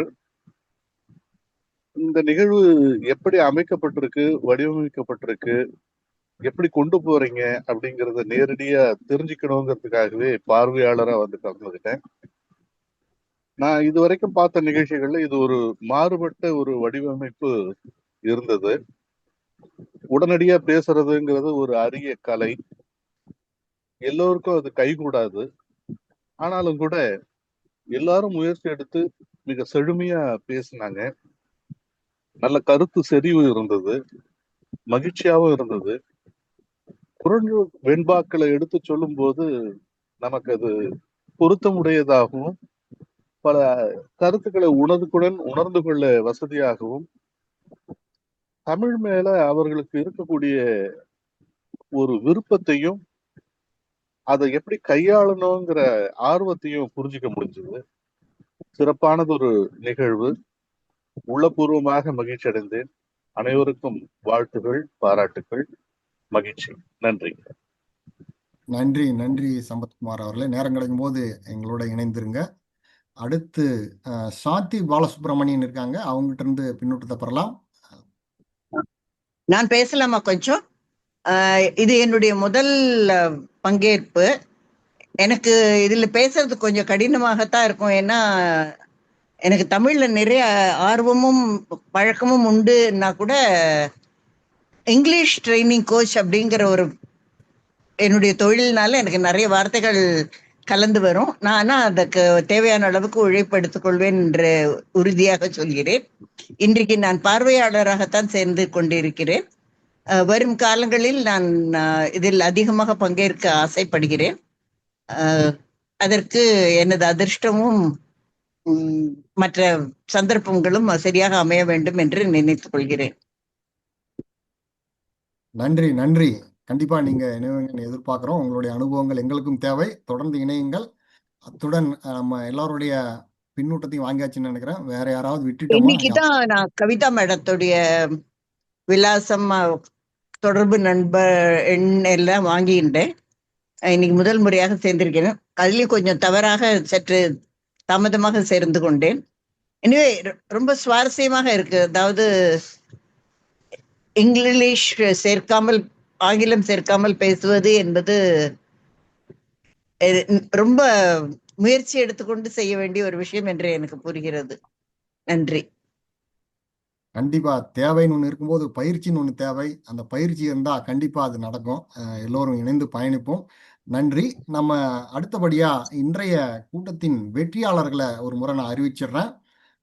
இன்றைய கூட்டத்தினுடைய சிறந்த பொறுப்பாளர் இன்னைக்கு இலக்கணவாளராக இருந்த ரேவதி அவர்களுக்கு ஒரு பலத்த கரவொலி. அடுத்து நம்மளுடைய பொறுப்பாளர், சிறப்பான பொறுப்பாளர் தக்ஷணா ரஜினிகாந்த் அவர்கள், உடனடி பேச்சு அங்கத்தை நடத்தினவங்க. அவங்களுக்கும் நம்ம கரவொலியை கொடுத்து நம்மளுடைய வாழ்த்துக்களை தெரிவிப்போம். உடனடி பேச்சில் சிறந்த பேச்சாளர் அப்துல் ஹாலிர் அவர்களுக்கும் நம்முடைய வாழ்த்துக்கள். சிறந்த மதிப்பீட்டாளரா இன்றைக்கு அப்துல் ஹாலிர் அவர்களே தேர்ந்தெடுக்கப்பட்டிருக்கார். உங்கள் அனைவராலும் வாழ்த்துக்கள் அப்துல் ஹாலிர், உங்களுடைய கரவொலி. அடுத்து சிறந்த பேச்சாளரா பரமேஷ் அவர்கள் தேர்ந்தெடுக்கப்பட்டிருக்கார். உங்களால் வாழ்த்துக்கள் பரமேஷ் அவர்களே. இந்த மொத்த கூட்டத்தினுடைய மதிப்பீடு உங்களால் 4.5 என வழங்கப்பட்டிருக்கிறது. 5க்கு மிக்க நன்றி. ஒரு சிறப்பான மதிப்பீட்டை வழங்கியிருக்கீங்க. நம்ம பொது மதிப்பீட்டாளருடைய பரிந்துரைகள் அனைத்தையும் நாங்கள் ஏற்கிறோம். அவங்க ரொம்ப நுணுக்கமான விடயங்களை சொன்னாங்க. ரொம்ப சிறப்பு. இந்த கருத்தோட இந்த மேடையை தேன் தமிழ் சொல்வேந்தர் மன்றத்தின் தலைவர் சபரிநாத் குமார் அவர்களிடம் ஒப்படைக்கிறேன். அவருடைய கருத்துக்களை பகிர்ந்துட்டு அவர் இந்த கூட்டத்தை நிறைவு செய்வார். சபரிநாத் அவர்களே, மேடை உங்களிடம். சார் ரொம்ப நன்றி. இந்த மீட்டிங் ரொம்ப நல்லா இருந்தது. என்னை இந்த மீட்டிங் இந்த மீட்டிங்கை என்னை ஜாயின் பண்ணதுக்கு ரொம்ப நன்றி. தேன் தமிழ் பிரசிடென்டாக என்னோட சைட்ல இருந்து ஒரு அனௌன்ஸ்மெண்ட் இருக்கு. தேன் தமிழ் டோஸ்ட் மாஸ்டர்ஸ் கிளப் சார்பாக வரும் ஆகஸ்ட் 15ஆம் தேதி ஒன்று தமிழ் பேச்சு போட்டி ஏற்பாடு செய்துள்ளோம் என்பது தெரிவிக்கொள்ள விரும்புகிறேன். திருக்குறளை மையமாக கொண்ட வாழும் வாழ்வம் என்பது இப்போட்டியின் கருப்பொருளாகும். இந்த அனௌன்ஸ்மெண்ட் தேன் தமிழ் சார்பாக சொல்கிறேன். Over to you. நன்றி ரொம்ப நன்றி. இல்லையா, உங்களுடைய பதாகைகளை பகிருங்க. கண்டிப்பா நாங்க எல்லாரும் கலந்துக்குவோம். நம்ம உறுப்பினர்கள் வேற யாரும் கருத்துக்களை பகிர்ந்துருக்கீங்களா? நிறைய பேச வேண்டியிருக்கு. நம்ம நேரத்தினால வேக வேகமா போக வேண்டியிருக்குது. எனக்கு நெறியாளரை பத்தியும் பொது மதிப்பீட்டாளர் பத்தியும் நிறைய சொல்லணும்னு தோணுது. அருமையான ஒரு நெறியை கொண்டு வந்து இங்க நிறுத்திருக்காரு. பொது மதிப்பீட்டாளர் ரொம்ப நுணுக்கமான கருத்துக்களை சொன்னாங்க. நீங்க ஆங்கில மன்றத்துல நிறைய பயணிப்பீங்கன்றது தெரியுது. ரொம்ப சிறப்பான கருத்துக்களை சொல்லியிருக்கீங்க கவிதா கருப்பணன் அவர்களே. உங்களுடைய கருத்துக்களை நாங்கள் ஏற்கிறோம். எங்களுடைய அடுத்தடுத்த கூட்டங்களில் அவைகளை உட்புகுத்த முயற்சி பண்ணுறோம். மிக்க நன்றி. சிறப்பான ஒரு கூட்டம். இந்த ஒரு கருத்துடன் தேன் தமிழ் சொல்வேந்தர் மன்றத்தின் 239வது கூட்டத்தையும் சென்னை தமிழ் சொல்வேந்தர் மன்றத்தின் 54வது கூட்டத்தையும் நிறைவு செய்கிறேன். நன்றி, வணக்கம். நன்றி, அனைவருக்கும் நன்றி. நன்றி.